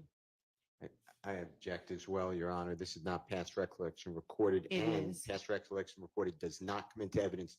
I have to get to the code section. You're right, it doesn't. He read it into the record. That's exactly right. We already read it into the record though, and not we, but you already read it into the record once. Your Honor, I'm asking, all right, fine. Mr. Sledge, do you understand that you agreed that if you fail or refuse to testify to any fact that you acknowledged in this plea agreement, that such failure or refusal nullified any promise by the DA to no pros count 30 of the indictment? Objection asked and answered. Sustained. We've already established that he adopted all of those things, so. So understanding that as of last week, you understood the sentencing acknowledgments, it did not place you in what you called between a rock and a hard place with Mr. Sharp, as far as coming in here and testifying to something different than what you put in the factual acknowledgments. I came, from my understanding, I would be able to explain the things that you wouldn't change. Mhm. That was from my understanding. Okay. So now I'm in here testifying my truth and not what you put on paper and your answer. These is not my answers on this paperwork. Yeah, I did sign it, but if you would have came to me personally, like I think you should have did, and asked me this yourself, I would have told you no. Did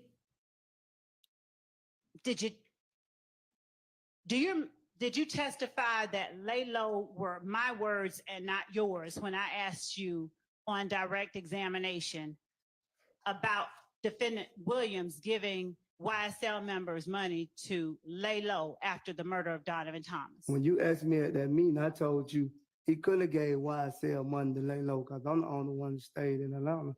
No. I told you he gave me money to get out of harm's way. I borrowed $300. I'm talking about in court last week. Do you remember saying, I didn't say lay low, those were your words? Them is your word. I didn't say lay low. Do That you was remember? already on this paper. I never used the word lay low to you not one time. All this stuff that you trying to say, it was already on the paper. You changed certain things and then we agreed. And then I'm gonna be honest with you, I didn't even want to say that. I got another paper that's saying you changed number 8. It went from one thing to another thing. You don't want to red flag that. No, I do. Actually. Okay. So thank you. Because you changed the personal knowledge and I ain't changed it. Thank you for that. I would have never said yes to that. When I got to the last paperwork, I thought we had an understanding of what the emails my lawyer sent you. So do you now remember getting multiple versions of states 444Y that was changed at your request? Not all of it. Okay. Well, let's just show you. And you tell me which ones you remember. Sure, it ain't gonna make me remember none, so Okay. I ain't gonna remember none. So do you remember asking the state to change more than one thing on the factual acknowledgement? A lot of things. Do you remember the state making changes at your request? I don't really know because I seen something different today that it wasn't what I thought it was the day I agreed. Do you remember last week testifying that you hadn't seen any other document besides the one you signed? I just seen them today. Okay. I didn't see it. My lawyer was just coming, asking me, and I guess he thought the question was gonna be changed, and I don't know. I don't think they was changed. Okay. Well, we'll get to that. Since you won't remember, that's fine.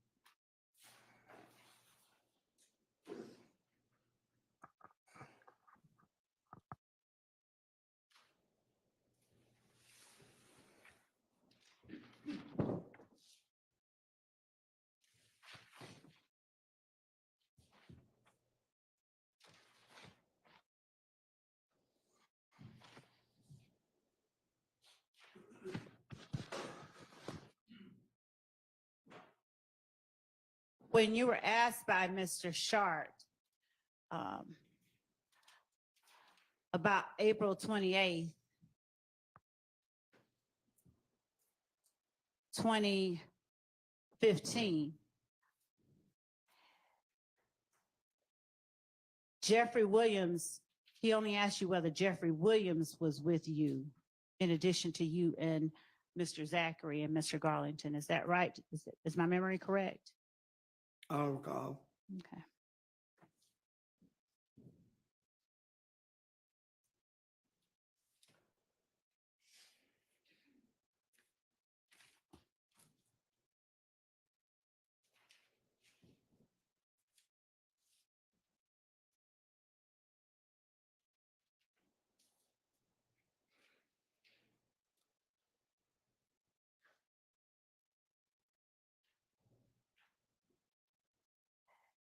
Did you feel on December 28th, 2022, as able as you have felt in this courtroom this week and last week to tell the judge when you needed to do something like talk to your attorney?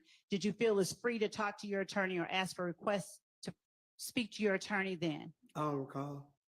You don't? No. Okay.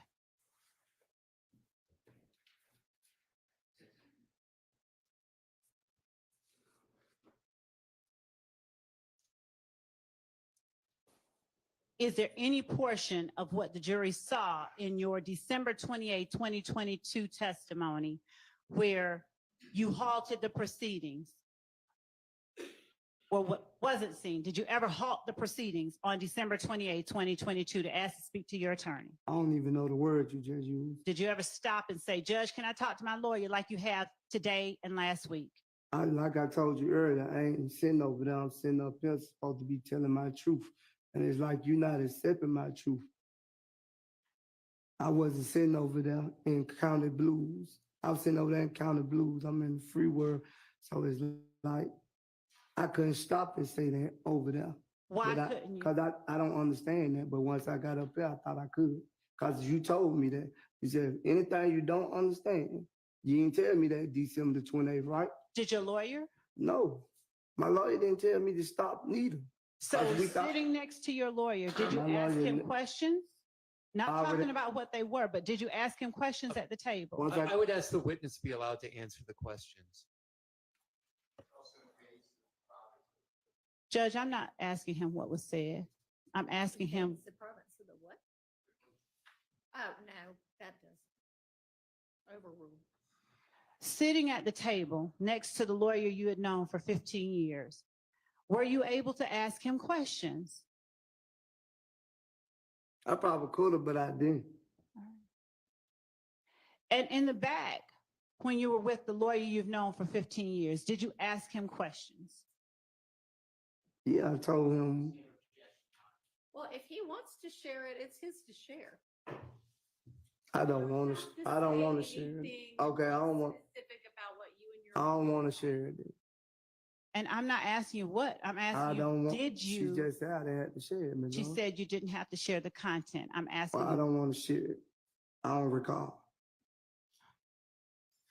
I'm asking you, did you ask? I don't lawyer? recall. I don't recall. Here you go. Are you saying that now because you're just frustrated? Here you go again. Here you go again. Here you go again. That's it.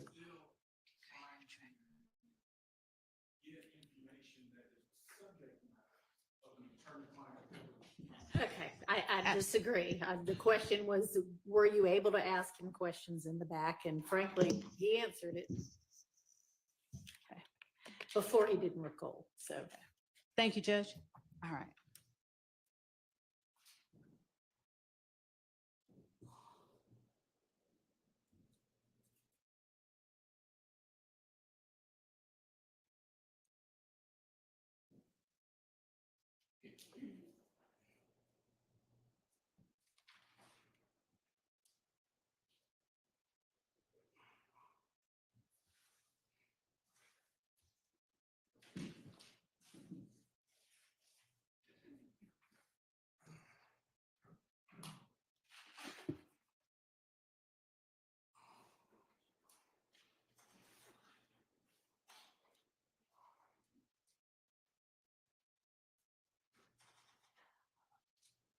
When you left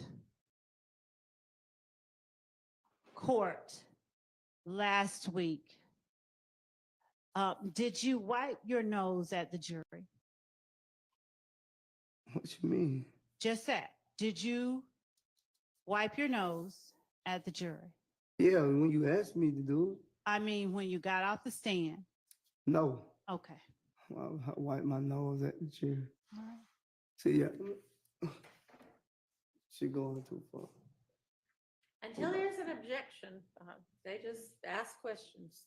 But all these are capable lawyers, as is your lawyer. So Yeah, but she, I'll just call the balls and strikes. you silly. All right. I swear you is. Just one moment, Your Honor. She's silly. I think she's almost done. Yeah, I hope so. Before I go back left. Cause I don't mind going left.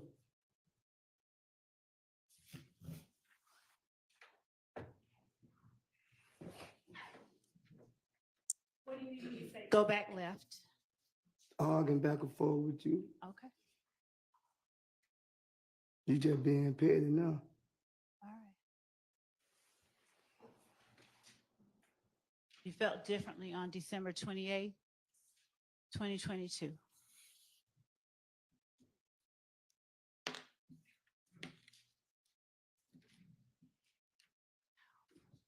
You would have changed everything I want you to change. I probably wouldn't be going through it. You probably wouldn't have gave me the deal. If you'd have came and asked me. Oh man, I'm sick of her, man. I don't want to make you sick. Okay? Well, let me take Who are a you break. talking to right now? Can I take a break? Hang on just a second.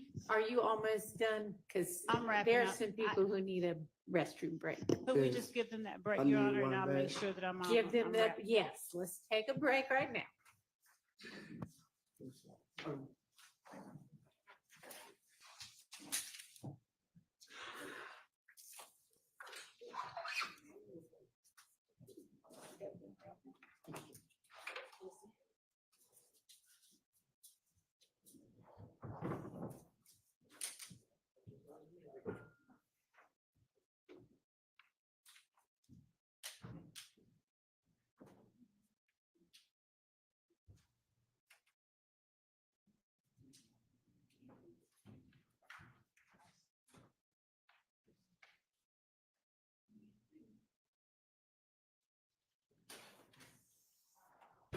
All right, we'll be in recess.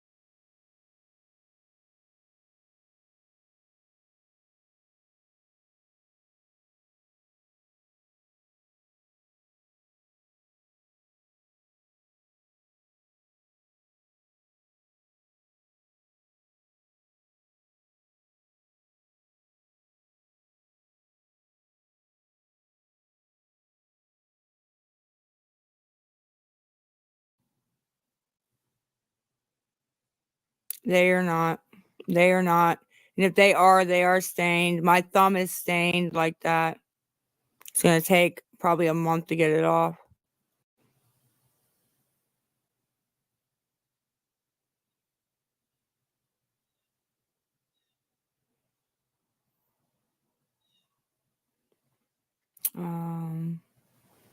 My thumb, yeah, my thumb is like, it's not black, but it's sort of, it's like stained. I can't explain it. It's like, you know how like people work outside and you constantly have like it on your fingers. It's like stained for a little bit. That's how mine is, unfortunately. But it's actually coming off pretty good. It's almost gone. So I don't know. I'm trying to figure it out. I think it's because I'm so full of shit. It was like coming out of my thumb in the skin part, right? But since I've been being truthful, it's like it's going away. It's going away. It's going away.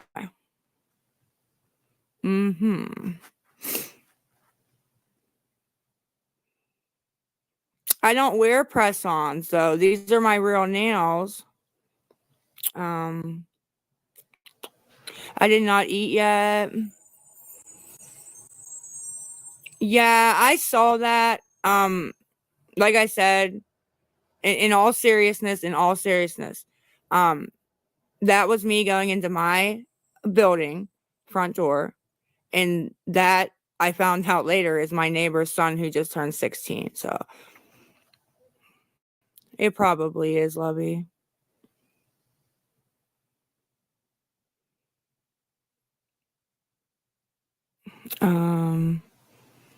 I love you too, Magana.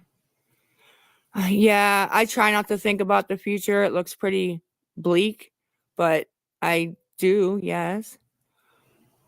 Not yesterday, the day before. I do though, boo-boo. Nobody listens. And then even whenever it's proven factual what I say, nobody ever says, well, Lisa said that weeks ago. But it's all right. I mean, I'm sure people hopefully think about it though, like that I had said it, so hopefully. Y'all, Lisa back. No, I don't have anywhere to live once I leave here, but like I said, I have a plan.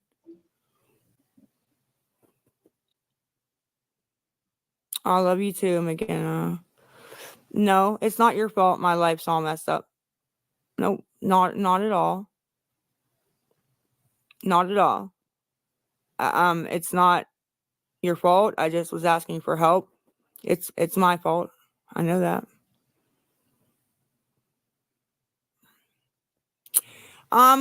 It's like 4 or 5 more days. 4 or 5 more days I have. 4 or 5 more days.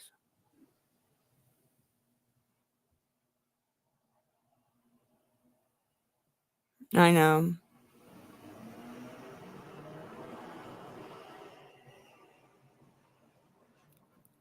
No, I'm not going to a hotel. I'm not going to ask for hotel money. No, ma'am. I already said I'm the plan. That's my plan. It is. That's the plan. Like it has to be. No choice.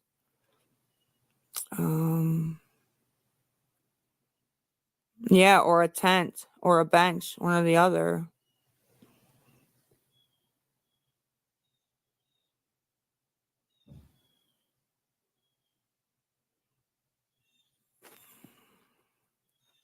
Yeah, my dad did say I could stay there with them when I get out of, Hab, but I can't be on live and shit all like this, So, which that's fine because when I'm out anyways, I won't need to. I won't need to ask for food. I won't need to ask for batteries. So, I mean, that's okay. I can still go on and say hi. He doesn't want me doing this though, of course.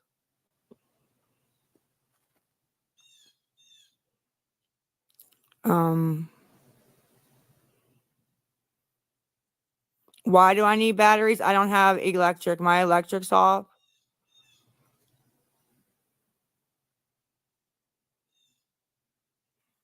Yeah, after I'm out, yeah, absolutely. That's my best bet, my parents.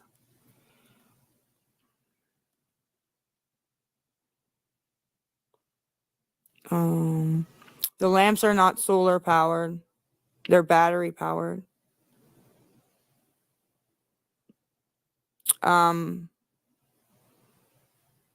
Okay.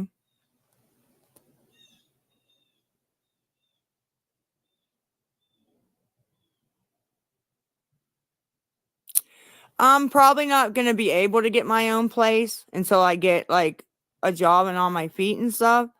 But yeah, that's the plan down the line. So, still have a headache and stuff, Purple Angel. Other than that, I feel okay. Thank you for asking. I mean, hungry and headache, but other than that, I'm okay. Thank you. Hopefully not. It's the best plan I can come up with right now.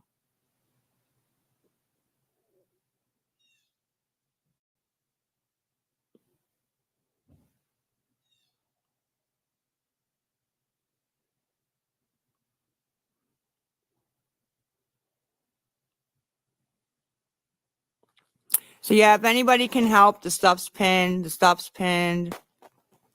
Yeah, I'm gonna have to. The Venmos, Lisa Boo 102. I know, me too. PayPal's Lisa Boo 33. Friends and family. Chime help Lisa XO. Cash Apps Lisa Boo 55. It's all pins. I know. Trying to get 20. I got 2 earlier, so trying to get 18. Actually, 18. I feel rough. I need to eat something and get something to drink and some caffeine. Might be why I have a headache. My nose, like I said, has been bleeding, but I think that is stress. I think it's stress. She trying to get high, y'all.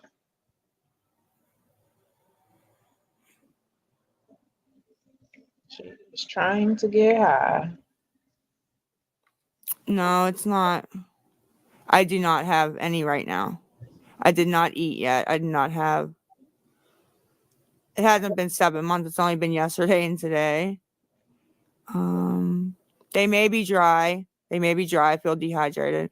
It's like the first time it's ever happened, though. I've had nosebleeds.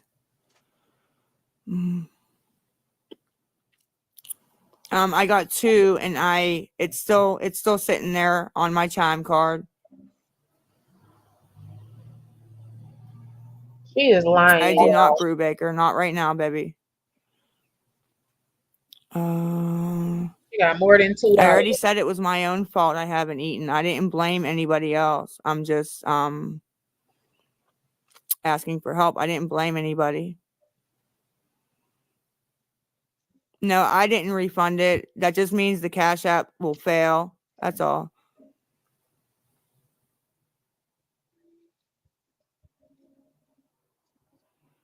No, the electric in that is turned off right now. Okay. Cash Apps are failing.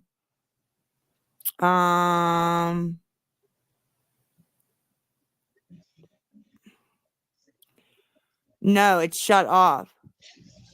They shut it off. I have to check Chime after I get off of here.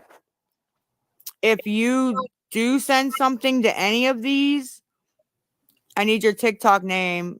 Y'all, this girl is a straight tweaker. Watch, she gonna jump Yes. off. As soon as they send her money, she gonna take off. Back to get high. I don't afford a phone. My phone is free and I'm on the hotspot.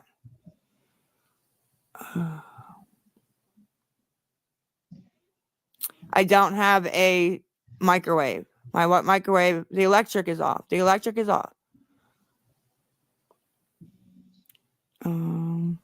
Yeah, there's a fly. I'm trying to get 20 to 20 so I can get something to eat and a smoke. Trying to get 20 I to just need to 20. get $3. I could get 3 single cigarettes that last all day if I could. Listen, though, If not, I'm gonna woo. get food first. I'm gonna get food first. Yeah, she been out of jail. She's live right now. Lisa been out of jail. I don't have a demon. Food is not a luxury, ma'am. Food is not a luxury. She getting ready to cuss them out. Watch. Yeah, forget the Cash App. Next time you go through, babe, Cash App down if you could. The Venmo is good. The PayPal that's pinned is good. And the Chime is good. But please do your TikTok name. Because so that way, if you, we're going to ask you about subs and mod. I have to pick a couple people. I didn't say $30, ma'am. I said 20. And that includes cigarettes. So,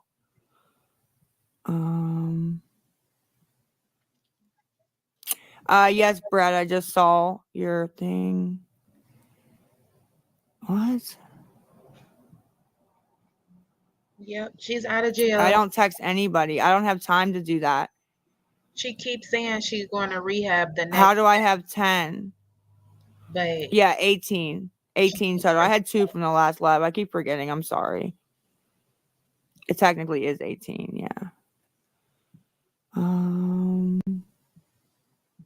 Yes, I'm still in the apartment for a couple more days.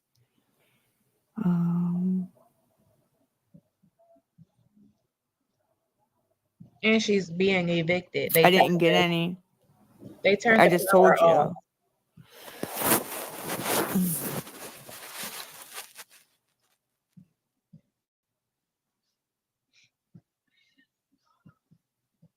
She was live earlier. She got her $20 and she jumped off to go get high.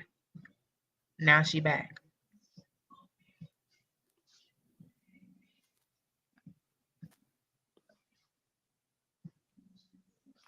Hey, Keys girl.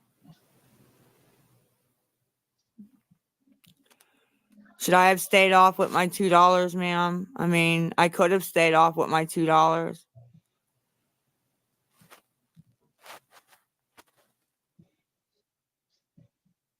Yeah, I'm okay. I'm just looking at all these people. Oh, yes, and starve.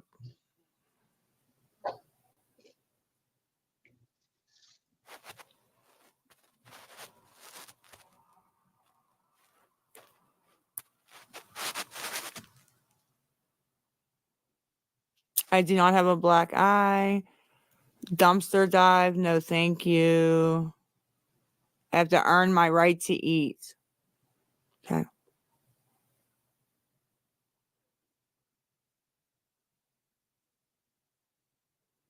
No Cash App right now, babe. Where's the Venmo and stuff? The Venmo's Lisa Boo 102. And the PayPal's Lisa Boo 33.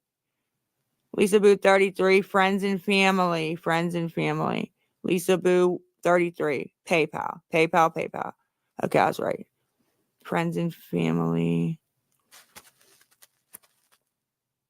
Thank you. Go stand on the corner.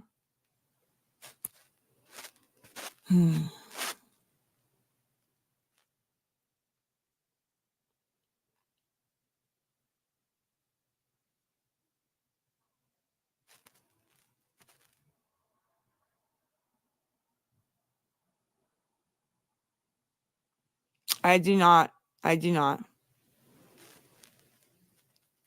That's not what they're referring. Venmo is Lisa Boo 102. If you send, please put your TikTok name. I know, Samantha. It's very bad. I know. Someone sent 1 cent. Okay. Thank you. Thank you. Wow. Here we go with this.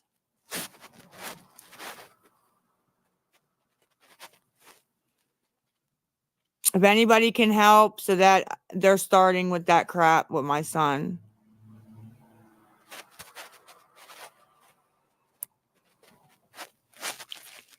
Yep. Okay, well, just so you guys know, the ones that are appalled by what's being said in the chat, somebody from last time for my son in the beginning of August to I went on Monday. On Saturday, they decided to call the CPS child line and make those same nasty, disgusting allegations against me so that they were brought up in court in front of the judge, my ex's family, and everybody in the court. So, yeah. Oh, it's the truth that I'm... Wow.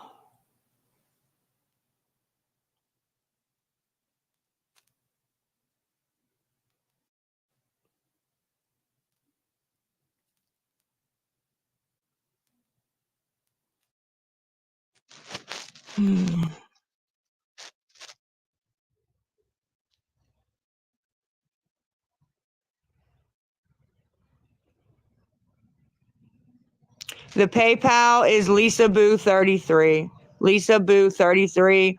Friends and family, if you can send, please.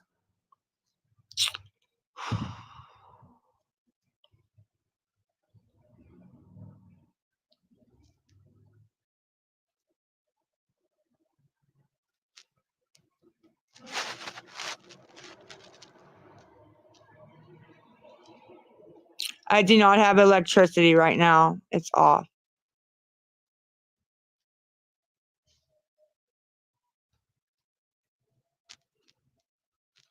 Baby's good. Baby's good. Thank you for asking. She's good.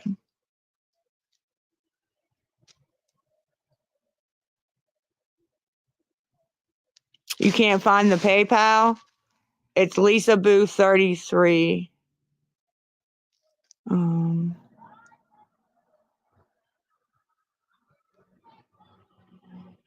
Whoa.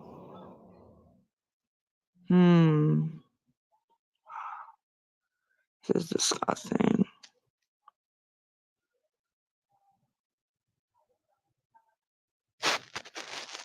I'm getting made fun of for being homeless. I'm not even homeless. Wow. I do it to myself by coming on and asking for help.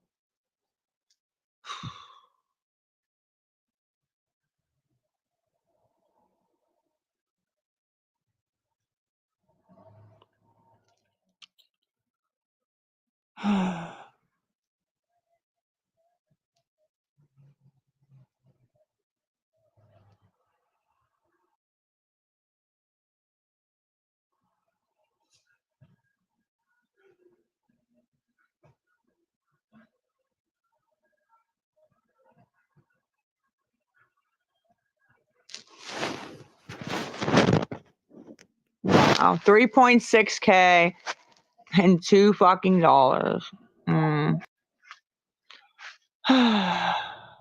No, never mind.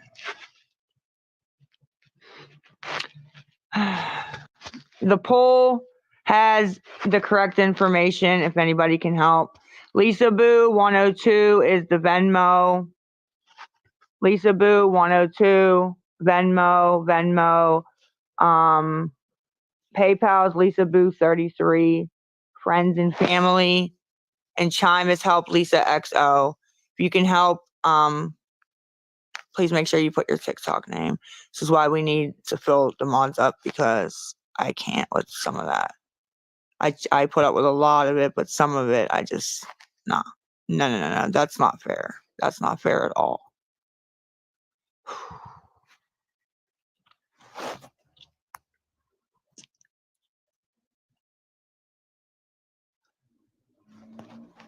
And if I get off from this back, do it again.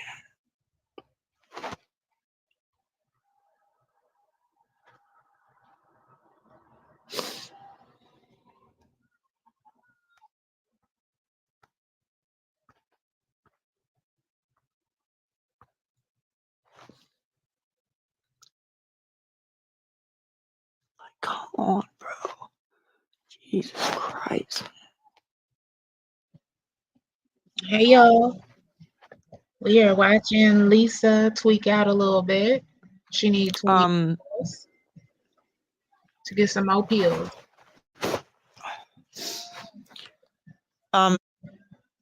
what the fuck is up with my phone? I don't even know if it's pills. Hoping that the sticker is there. On my phone, the hotspot's messing up. Yeah, that would be about right. I don't know how to do that once I'm already on live, so there's no way to do that. Anyways, is the sticker there? Lisa Boo 102 is Venmo. And Lisa Boo 33 is PayPal. Friends and family, please, if you send. The poll that just popped up is also the payment apps. And Chime, help Lisa XO. Sorry, that threw me for a fucking big loop, bro. And I want to get off, but I don't want to come back. Do it again.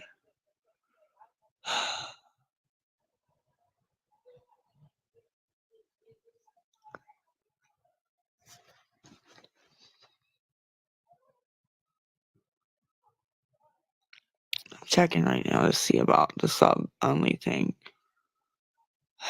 Let me see. If we do that, though, we gotta go and get to the end of that list before I do it for sure.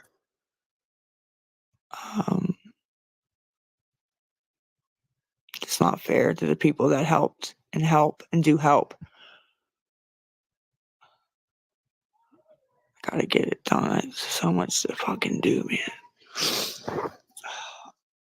Dude, my back hurts today. I think I slept wrong on it or something.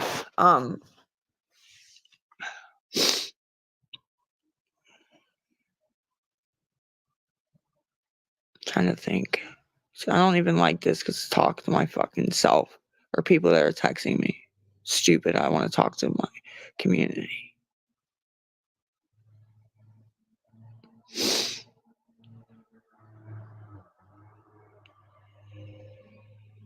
Yeah, she like gonna go through her little Wow. withdrawal. That's lovely.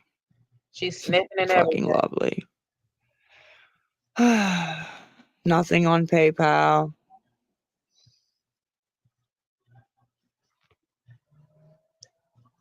Okay.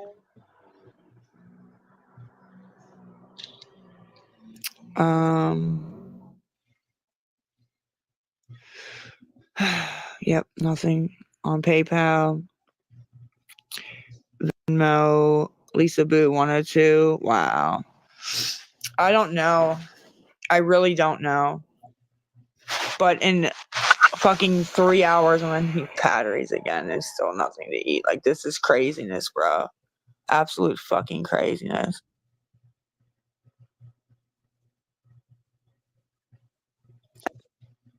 She's not playing with y'all. Is she gone?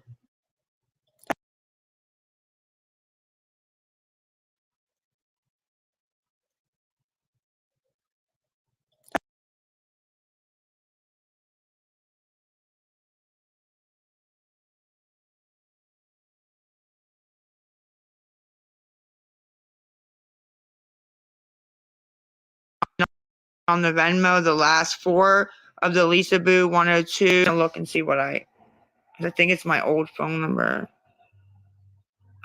Fucking hell. I totally. This is suckins.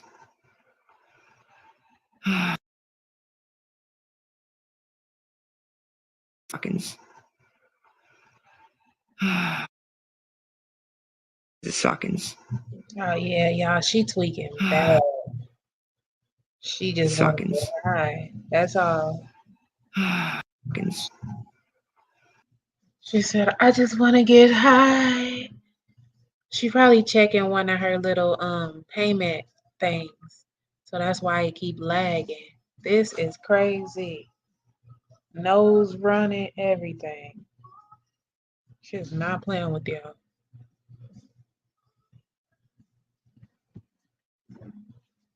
We're gonna see.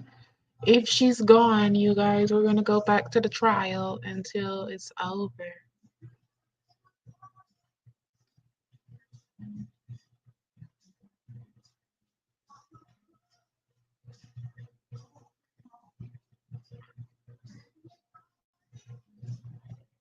All right, here we go.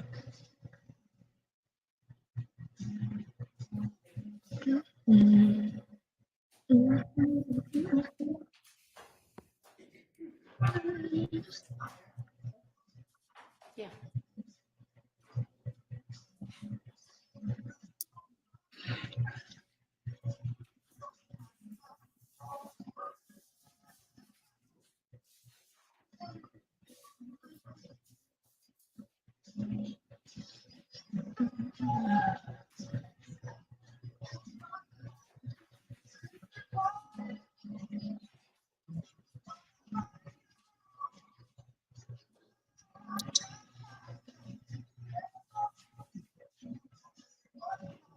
They are getting Information finished. sensitive Oh, and yeah. privilege.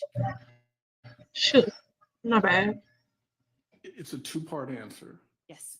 From an attorney-client privilege standpoint, that conversation may not be privileged because it's been said outside of me and the client, meaning there's more individuals hearing it. Right. From a plea negotiation and whether plea negotiations are admissible in a court of law, that is beyond the attorney-client relationship, but an admissibility issue. And therefore, the question of this conversation isn't so much an attorney-client, but whether if it's a plea negotiation or it's the furtherance of one, is it admissible? Okay. So have you been sitting in court during the entire time that Mr. Antonio Sledge has been on the stand? Yes. Well, there may have been a With the 1 exception of- hour short period of time one morning where I had someone covering for me. But other than that, Okay. I've been here the entire time. Were you present in court when he was asked by Mr. Steele about a June 2024 meeting in Fayette between Lieutenant Lancico, yourself, Mr. Sledge, and myself? Yes. All right. Do you recall that meeting in Fayette County? Yes. It was the Starbucks in Fayetteville, my place. And how would you characterize that? First of all, how long did that meeting last? I would estimate maybe plus or minus 40 minutes. Okay. And generally speaking, how would you characterize that meeting, the content, the purpose? Often when you enter into an agreement with the state, you'll be asked to come in or meet with them to discuss questions they may want to ask, subjects they may want to cover. And basically, it's almost sort of like a prep session. And from the defense side, we're also trying to get an idea. What are you going to ask us? Where are you going with things? Mm-hmm. So it's sort of both sides feeling each other out. And that way, when we get to court, things can sort of go smoothly. And that was sort of what we anticipated. Mm-hmm. And that's generally what the meeting was. To be honest, we did not get into the details of testimony as much as I am generally accustomed to. Most of it was, Ms. Love, you getting to know my client and getting a feel for him, and vice versa. So honestly, a lot of the details weren't discussed. It was more of a feel each other out kind of meeting, in my opinion. Okay. And do you recall me asking your client about any specific details of the case or the plea that he signed on December the 28th? There was discussion at that meeting about the plea that he had signed, a couple of videos, and again, I'm generalizing because I don't have an exact memory of everything, And again, because you didn't get into a lot of the details, like, to be sure, there was no script, there was no, here are the questions you're going to be asked. It was a very generalized kind of conversation. There was at one point, which y'all have talked about, a point where he started to share, because he volunteered it. When you say he volunteered it, what do you mean? Did I ask him something about it? Mr. Sledge volunteered the subject of what Mr. Williams may have said to him. Okay. And to be clear, while it definitely wasn't what you were asking, it wasn't on the subject you wanted to cover. Therefore, you say the subject I wanted to cover. Please explain what you mean. You were asking, and I don't remember, to be honest, exactly what the question was, but it wasn't responsive to the question. That's why it stood out. And when you heard what he was saying about Mr. Williams, there was an immediate reaction where it was, that's not what I'm asking you, is what you said to him.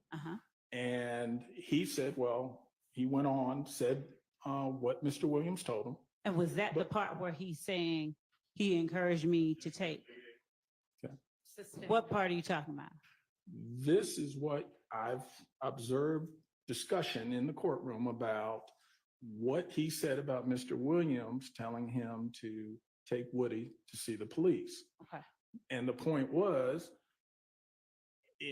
as his attorney, as a defense attorney, I took it as that wasn't a subject you wanted to talk about and you weren't asking him about. But I can't say that I ever heard you say, don't tell the jury. It was nothing that definitive, but it was simply, that's not what I'm asking you. That's not what I've asked you to tell me.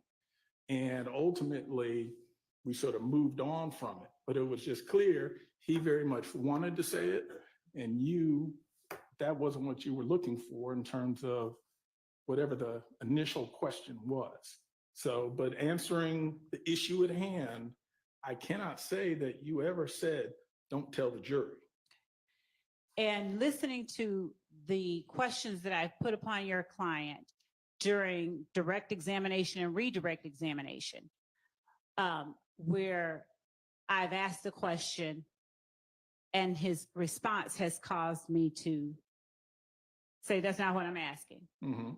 Would you characterize the interaction at that coffee shop as different than or similar to those type of interactions?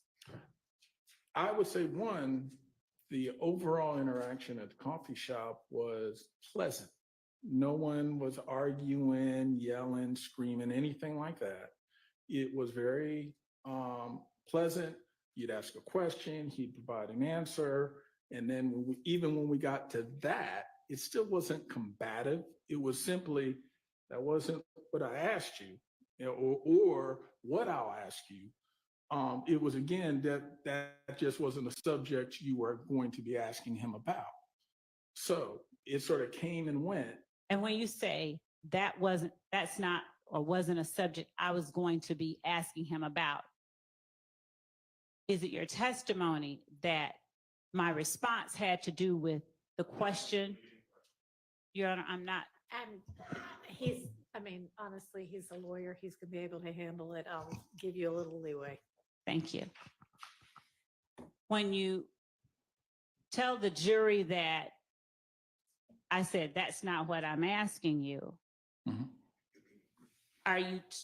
was your understanding that that's not what I'm asking you related to the question that I had just asked that he seemed to have not been responding to?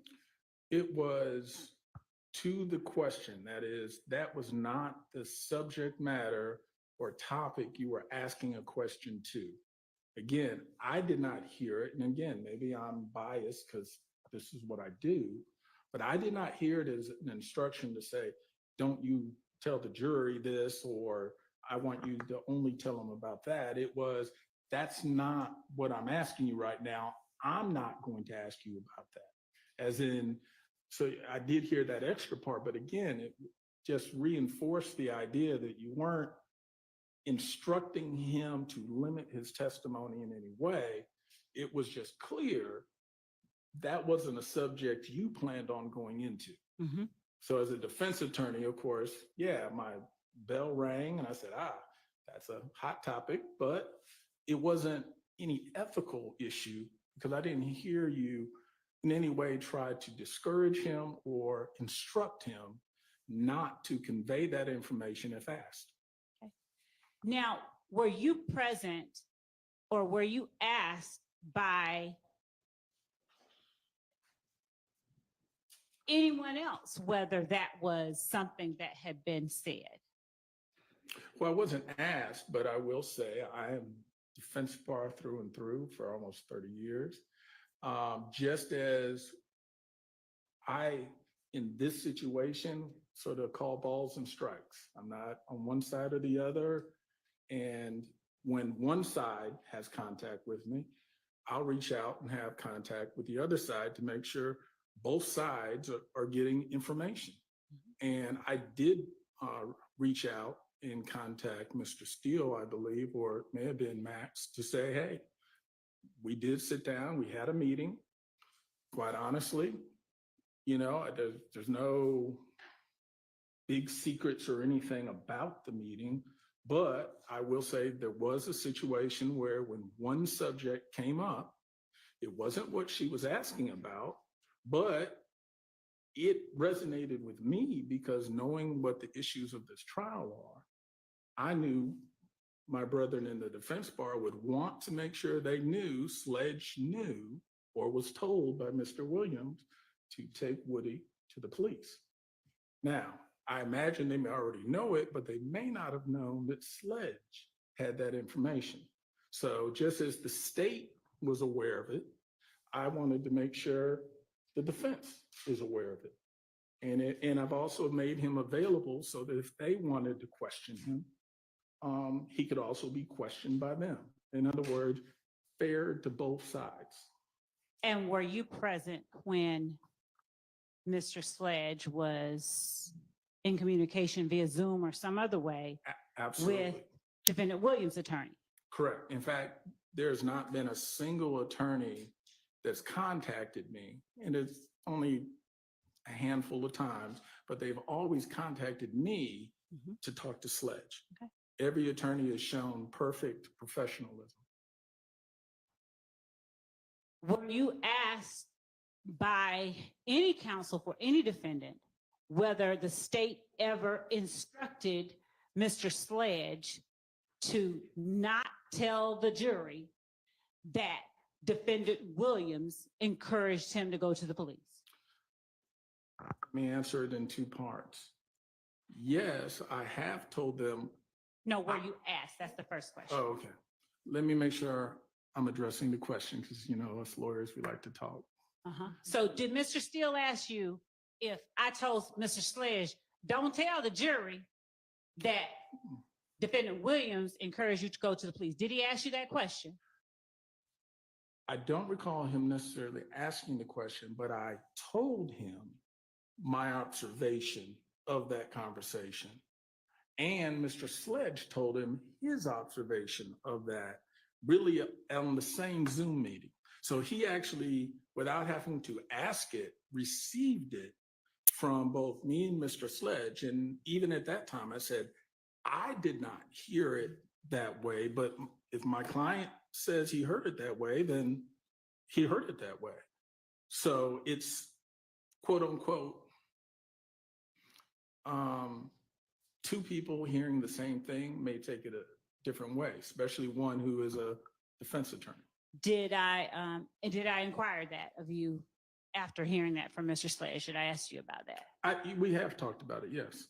And did you tell me that you told Mr. Steele? No, I didn't hear that. Yeah. Well, I told Mr. Steele, I never heard you tell him, do not tell the jury.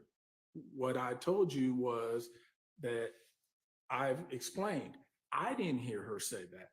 I heard that she didn't seem to like that topic, but I can't say that I heard you instruct him. But my client insists that that's what he heard. So that's I know it's not a black and white answer, but that's the gray answer where my client has been very consistent saying, this is what he heard, but that's not what I heard. So I'm not gonna juice it up for the state or for the defense. I can only convey what I, in good faith, heard. And is there anything in particular that you recognized or saw that made you think I did not like that topic? Knowing the general idea of what the case is about, that ultimately the state's theory of the case that Mr. Williams. Without getting into what you believe the state's theory of the case is, I'm asking you specifically what you observed that made you believe. And Your Honor, I'd ask. That's not what she was asking, so no. Go ahead and ask your question. Thank you. I'm sorry, please go again. I'm asking you what you observed me do or say facially, non-facially, verbally, non-verbally, that led you to believe in some way that I didn't like that topic. The fact that you stopped him pretty abruptly, meaning as he was going into it, he sort of answered anyway. So it wasn't that you didn't yell, you didn't scream, you didn't do anything, but it was just, as attorneys, what we're really good at, I know we're gonna say talking, but listening and picking up. And when I saw that all of a sudden there was sort of a screeching stop point, that's when I realized, well, maybe, and again, not knowing the details of this case, maybe. So is that where you drew your conclusion? Let him finish his answer. Yeah, maybe that topic, that point has some meaning and some significance. And that's where my thought was, okay, well, just as something may be significant about it in talking to the state, let me also make sure I've conveyed to the defense, hey, that might be some sort of topic. And again, I didn't know what he did or didn't do because my role sort of stopped pretty early in this. So again, my thought is if I'm neutral and calling balls and strikes, I want to make sure that they also are aware that may be a topic of interest. And but nothing about your body language or your mannerisms went to anything more than just, hey, maybe there's something there that someone needs to look into. Did I tell him that's not what I asked in a way different than you've heard me say that when he's on the stand? No. Okay. And when I've said that's not what I've asked, when he's been on the stand, did you draw a conclusion that that was something I didn't want him to tell the jury? I didn't draw the conclusion, but I did draw the topic was not the topic you wanted to talk about, which of course I said, why? But it wasn't, I didn't extrapolate from that, oh, you're trying to make sure he doesn't tell the jury. Did you ever describe the meeting that we had as one where it was supposed to be kind of a get to know you kind of meeting? Yeah, I mean, that's in truth what it felt more like a let's feel each other out, get to know each other. And before your client offered up the information, Doug encouraged me to go tell the police or take Woody to the station. Mm-hmm. Had I asked him any questions leading up to that? That was towards the later part. You had already gone through some questions. I think we had asked about video. We had asked about the history of Cleveland Ave and the formation of certain gangs, notwithstanding YSL, but even before YSL. Mm-hmm. So there had been plenty of conversation. And again, more of a get to know who Mr. Sledge is, where he's from, what part of the city, how he met folks, mm-hmm. like how he met Mr. Williams and those kind of things. So this particular part that we've been talking about wasn't the beginning, it wasn't the middle, it was probably more towards the end. And maybe 10 more minutes of meeting. Had I asked him anything about Donovan Thomas's murder? We clarified, as we did earlier, that one, he wasn't there, wasn't involved, and clarified he doesn't have specific information helpful to the state or to the defendants about the shooting of Mr. I'm blanking out that quick. Mr. Of Thomas? Peanut, yeah. Okay. I guess I know more so. All right. Now, you mentioned videos. Were you present in court when I asked your client about the Lie to Your Mama video? Yes. All right. Do you recall in June of this year, while we were at that Starbucks, that is your spot, where I brought up the Lie to Your Mama video? Yes. Do you recall whether I simply went into, there's a video where someone's talking about you lie to your mama? I remember us talking about it generally because what was being discussed, not so much stated by him, but just discussed is, this is sort of a street topic. You might pick up on any street conversation where we're talking about, hey, you might lie to your mama, your daddy, your family, but when you're in court, you got to tell the truth. But my question to you specifically is, weren't you finished? Yeah, that was it. My question to you specifically is, do you recall me asking your client, I want to ask you about a video where they're saying you lie to your mama, you lie to your kids, and your client saying, that's not me. Do you recall that interaction specifically? Partially. I remember the conversation and the topic. I don't remember his answer being no. I remember that conversation led to a conclusion that this is something that's just said in the street. And he didn't necessarily have a point of origin of it or this or that, but it was just something that's in the street. So that's why I can't give you an answer to both parts of your question. Mr. Wright, do you recall me telling your client, so is the answer you don't recall him saying, that's not me? Correct. Okay. I remember it being played. Wait, you remember Hey y'all, hey. Welcome to the video Love Bugs. This is day 125 of the Young Thug RICO trial, you guys. I do believe we're approaching the end of the day. Y'all make sure y'all hit the like button. video being played? I want to say, I don't know if it's played or we heard the audio. On what? Well, that's what I'm trying to remember because we only had phones. We may have had a laptop.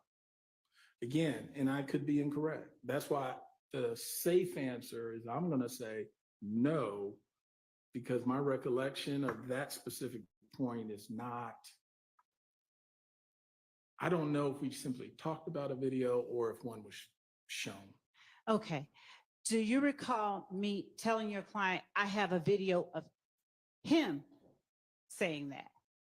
You may have, yes. Do you recall telling your client, act as if the state is God and they know everything? They already know the answers to the questions they're asking you. So don't try to be clever, just tell the truth. It is customary when I... No, wait, just, I don't mind the explanation. If I said it wrong, just say, no, you didn't say that. I don't have a specific recollection of saying that, but it's customary for me to tell my clients, when you are in a cooperating posture, when they ask you questions, assume that they know the answer to the question they're asking you, that they're asking you not just to find out information, more often than not, they're testing you.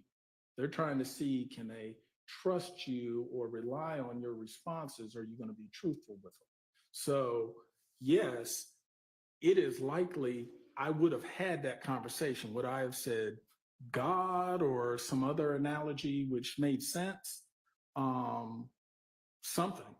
But it's more likely that I, at some point, made sure I said words to the effect of, when they ask you questions, assume they know the answer already.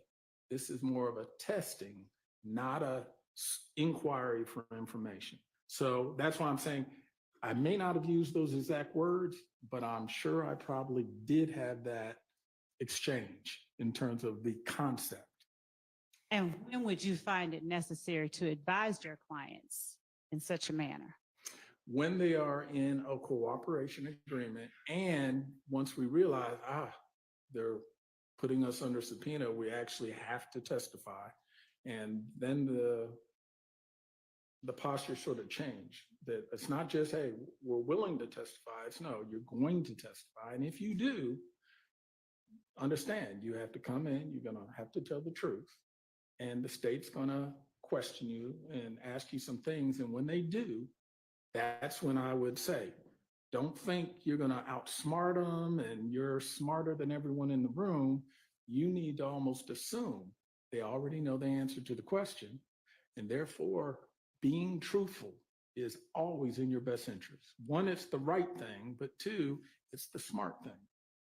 Prior to that meeting, had you already been made aware that your client would be testifying?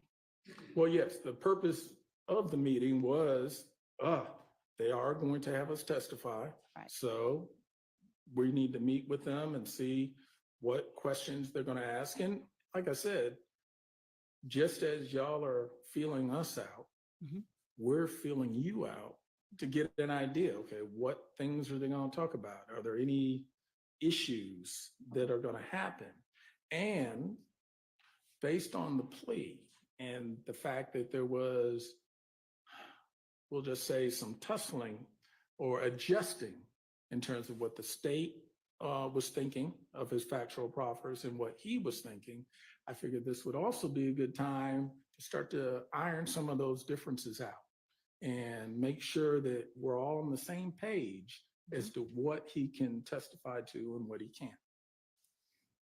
So you do not recall saying that in response to my telling him that we have a video of him saying they lie to your mama, you lie to your kids, and get in the courtroom and tell the God's honest truth? I may have said, wait. That's the video you're referring to. You're asking me, did I counsel him about assume the state knows? In response to my saying to him, I have a video of you, not anybody else I'm talking about, but I have a video of you and him sitting back smiling. And then you saying that you have no memory of that. I may have, only because listening to the dynamics of the situation, that would have been a time it would have triggered me to say to him, hey, this is, make sure you understand, you need to be straight with them. So I don't have a specific memory, but just knowing that I've been doing this a while, Okay. I'm sure I probably did. Okay. Now, back in November of 2022, did the state seek? Do you recall getting an email from me asking whether your client wishes to speak with the state about the case? I believe November 17th. Right. I could be wrong, but I believe that was Right. when I received that email. And you might have gotten one in November 17th. Did you also give one? I'm going to show you what I had marked and provided to counsel for the defense, but I'm willing to show again as State's Exhibit 450 Yankee, if anyone wants to see it. Sure.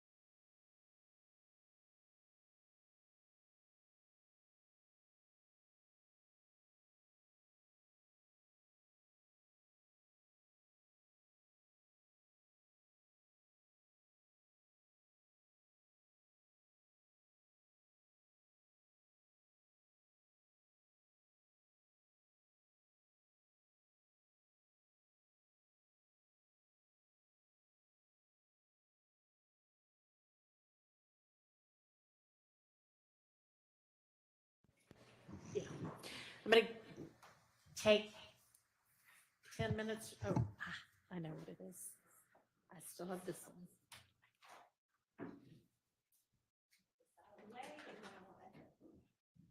All right, we're gonna take, well, it's 10 minutes or so, maybe 15, maybe longer, who knows? To give them an opportunity to look at a couple of things.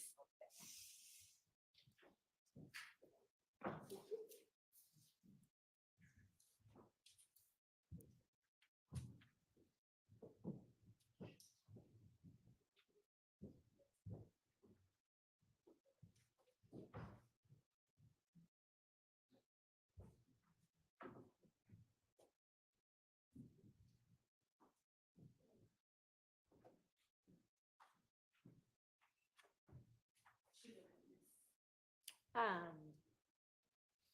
mean, you're free to stay or free to step out. Do you want him to step out? Or, yes? Okay. Do you mind stepping out?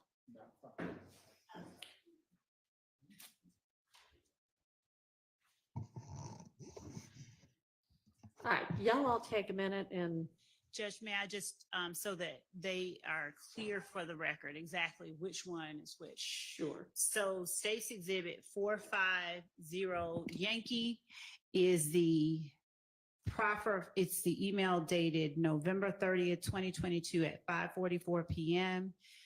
From myself to Mr. Wright. And it is, the attachment is proffer form sledge. It says, "Good afternoon, Attorney Wright. It is always good speaking with you." That's the one labeled 450 Yankee. The one labeled 451 Yankee is the email sent from me to Attorney Wright that is labeled sledge agreement and dated December 27, 2022 at 4:57 p.m. It starts, "Here you go, Derek."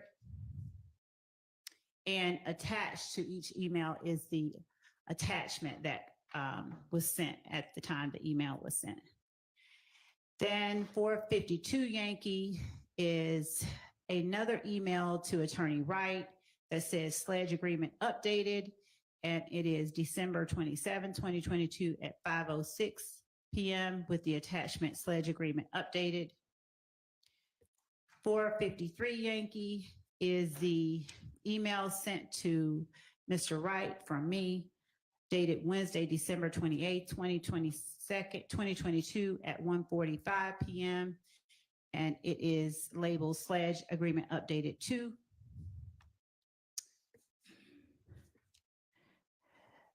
.454 Yankee is the email sent from me to Attorney Derek Wright at Wednesday, December 28, 2022 at 1:46 p.m. Labeled sledge agreement updated 2. And then 455 Yankee is the email from me to Attorney Derek Wright, labeled sledge agreement updated 2, sent Wednesday, December 28, 2022 at 1:54 p.m. And the body of the email says, "Use this one!" And attached is the agreement or the updated agreement 2. And then 456 Yankee is the email from me to Attorney Derek Wright on Wednesday, December 28th at 2022 at 2:34 p.m. labeled sledge agreement updated 3. Okay. And that's it. All right. And do you plan to potentially utilize all of these exhibits? Yes. With this witness? Okay. But they're also included. All of them are also included in the email that I sent. Yeah, I see each of those in that email from about an hour ago. So y'all want to take a few minutes, those of you who haven't had a chance to look at them and look at them. All right, I'm going to step off the bench for a minute to handle another matter, but I'll be back in 5 minutes or so.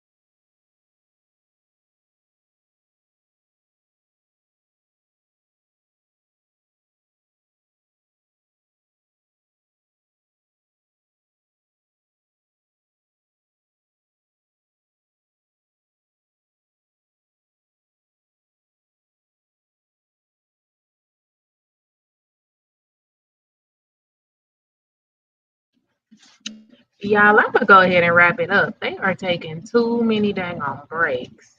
Y'all make sure y'all smack that like button on the way out, love bugs. I will talk to y'all in the next video.